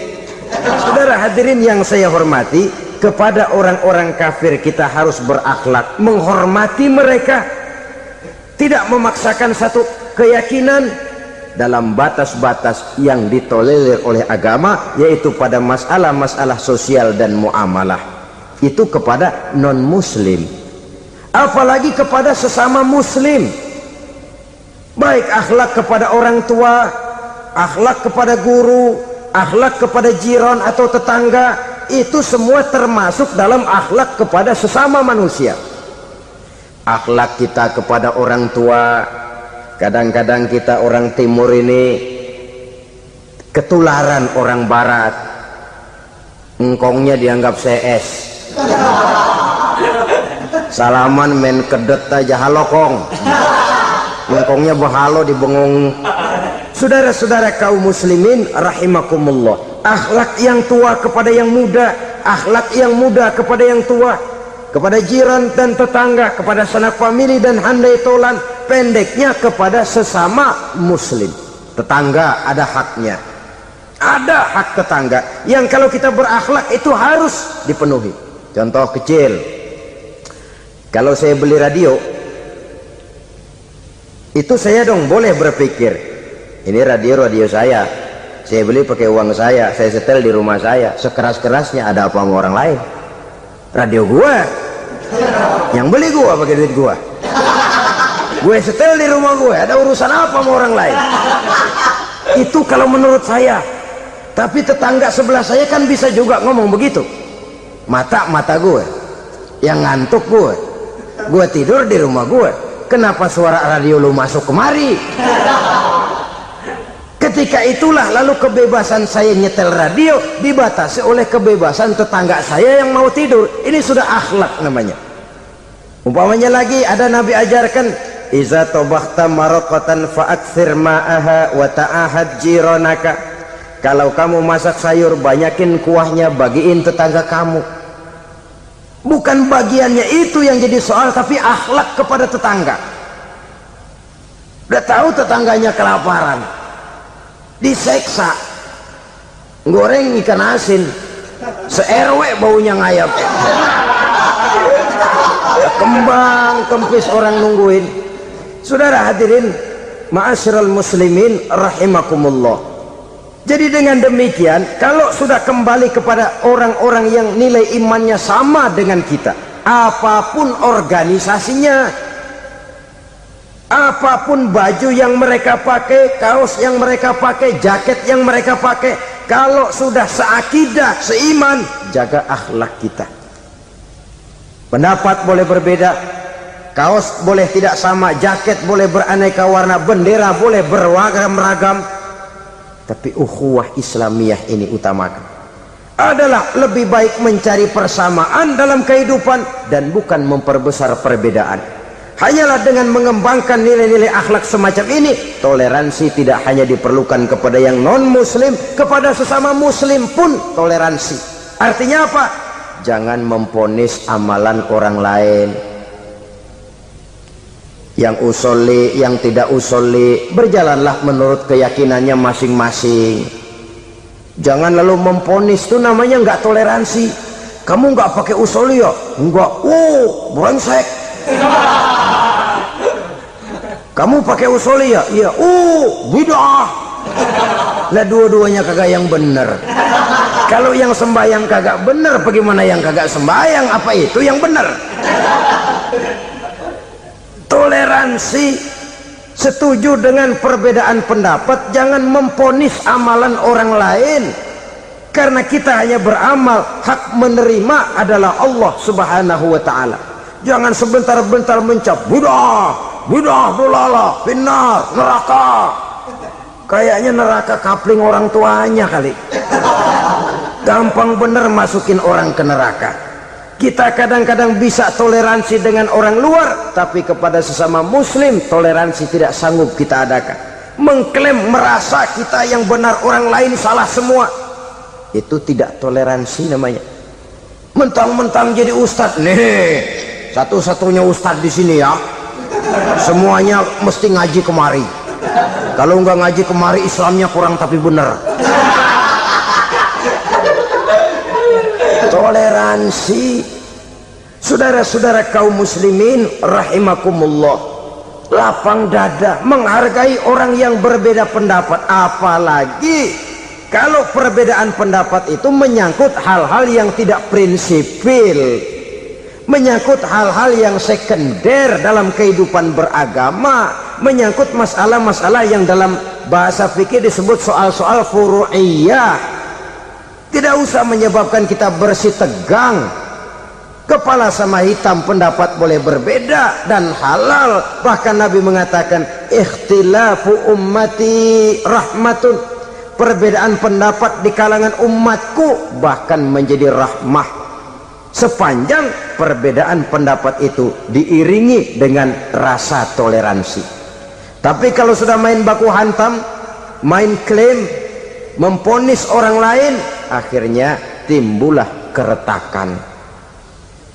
Jangan heran kadang-kadang satu masjid dua kelir. Ya soal kelir boleh kelar-kelir, boleh kelar-kelir, tapi kalau harus terlalu mencolok menyebabkan timbulnya keretakan, saya kira yang akan turun bukan lagi rahmah tapi bala. Bala akan menimpa kita, jatuh kita menjadi umat yang lemah. Oleh karena di antara kita sendiri, sesama kita tidak pandai bertoleransi, tidak lapang dada. Ada anak muda kelihatannya mau majuan dikit, yang tua curiga. Nah, kalau dia maju pasaran gua bangkrut dong nih. Lalu ditekan tuh anak ditekan melejit. Kadang-kadang yang tua maksudnya baik, mau memelihara, yang muda salah terima. Kan tua kejemur. Dari dulu sampai sekarang gitu-gitu doang, anak kemajuannya. Padahal yang tua barangkali maksudnya juga baik, mau memelihara. Sebenarnya kalau kita bisa mencoba mencari titik temu dengan alur komunikasi, tidak merasa diri yang paling benar, tapi toleransi, boyak menerima pendapat orang lain, setidaknya mau mendengar omongan orang. Yang susah kalau udah kena penyakit nggak mau ngerti omongan orang, nggak mau nerima pendapat orang. Kodok di kolong tempayan, cukeng kayu asem, asal ijo udah ijo aja, ijo dah, nggak ngerti omongan orang. Yang kayak begini yang orang jadi kesandung. Oleh karena itu saudara-saudara, alangkah nikmatnya kehidupan ini apabila kita menyadari kita ini ummatan wahidah, satu umat yang satu, yang diikat dengan akidah. Kalau kepada yang non muslim saja kita diajarkan untuk berakhlak, apatah lagi kepada yang seiman, seakidah, sekeyakinan. Wajarkah perbedaan pendapat yang kecil-kecil lalu menyebabkan kita bertolak belakang, cerai-berai, centang perenang? Bila bertemu di jalan yang satu menyisi ke kiri, yang lain menyingkir ke kanan. Kalaupun juga bercampur di tengah kumpulan orang banyak, persis air dengan minyak. Yang atu melengos, yang atu madep mojok. Orang lain senyum, dia mau pada manyun. Saudara-saudara kaum muslimin rahimakumullah, Realita ini walaupun tidak enak, pahit, tapi masih hidup di sebagian masyarakat kita. Ini yang perlu kita atasi. Soal toleransi kepada orang lain, sejarah sudah membuktikan. Mari kita jangan cuma bisa mengajak orang lain, umat lain untuk bertoleransi dengan kita, tapi kepada sesama kita. Toleransi ini perlu kita tegakkan, perlu kita bina, terutama di dalam kita menuju bentuk ideal daripada konsep ukhuwah Islamiyah ini, yang memang selalu kita akan cari bentuk-bentuk idealnya sejalan dengan perkembangan situasi dan kondisi yang dihadapi oleh umat. Perbedaan organisasi, perbedaan kepentingan organisasi tidak seharusnya menyebabkan kita merasa meremehkan orang lain dan mengangkat diri, mengklaim diri sebagai yang ter. Jadi dengan demikian, apabila yang pertama tadi akhlak kepada Allah dinamakan hablum minallah, maka yang kedua ini merupakan hablum minan nas. Jikalau baik akhlak kita kepada Allah, baik akhlak kita kepada manusia, nikmat rasanya menjalani kehidupan. Kadang-kadang orang akhlaknya kepada manusia baik, tapi kepada Allah tidak baik. Hormat sama yang tua, menyayangi yang muda, sama tetangga rukun, tapi sama Tuhan nggak mau sujud. Ini baik kepada manusia, tapi tidak berakhlak kepada Allah. Atau sebaliknya, sujudnya sama Allah mah tekun, bener, khusyuk, bahasanya juga fasih, luar biasa. Tapi sama manusia sombong, takabur, ujub, merasanya dia doang yang paling benar. Sebab iblis itu ya, itu kadang-kadang datang lewat hati, dan memang selalu markasnya di situ. Kalau dia tidak bisa menggoda kita dengan yang lain, dia tumbuhkan sifat ujub. Dia bisikin, wah memang di kampung ini yang paling banyak ibadahnya ente, yang lain mana, lihat tuh kerocok semua. Lalu di hati orang itu tertanam sifat iya ya. Nah, tatkala iya ya, dia sudah terkena serangan iblis. Akhirnya apa? Orang lain diremehin. Asalnya nggak mau sembahyang aja diajak salaman udah najis aja dah. Ketemu juga mukanya ditekuk 4. Akhirnya bukan ngajak, malah ngenyek, ngina. Lah orang dihina makin jauh, makin tidak tersentuh. Bukan cara itu yang diajarkan oleh Rasul. Bahwa orang tidak mau sholat, tugas kita mengajak. Soal dia tidak sholatnya, itu dosa dia kepada Allah. Saudara-saudara kaum muslimin, ujub disuntikkan oleh iblis ke dalam hati kita. Sujudnya kepada Allah benar, tapi akhlaknya kepada sesama manusia, merasa paling benar sendirian, merasa orang lain salah semua. Pokoknya kalau di luar lingkungannya udah kagak bener aja udah bahaya.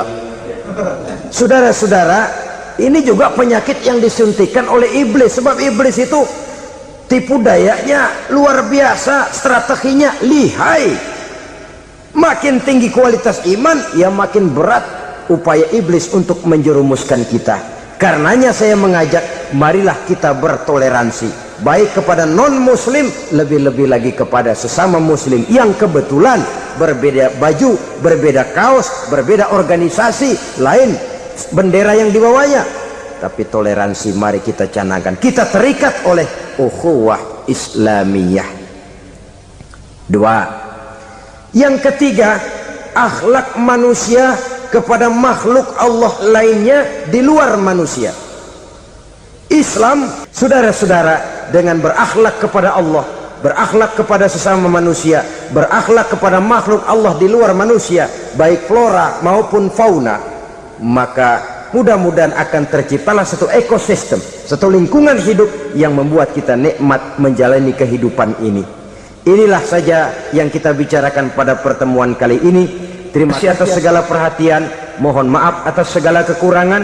Marilah kita membina nilai-nilai akhlak walaupun berat tantangannya. Sungguh lebih baik rakyat rendah yang berakhlak tinggi daripada pejabat tinggi yang berakhlak rendah.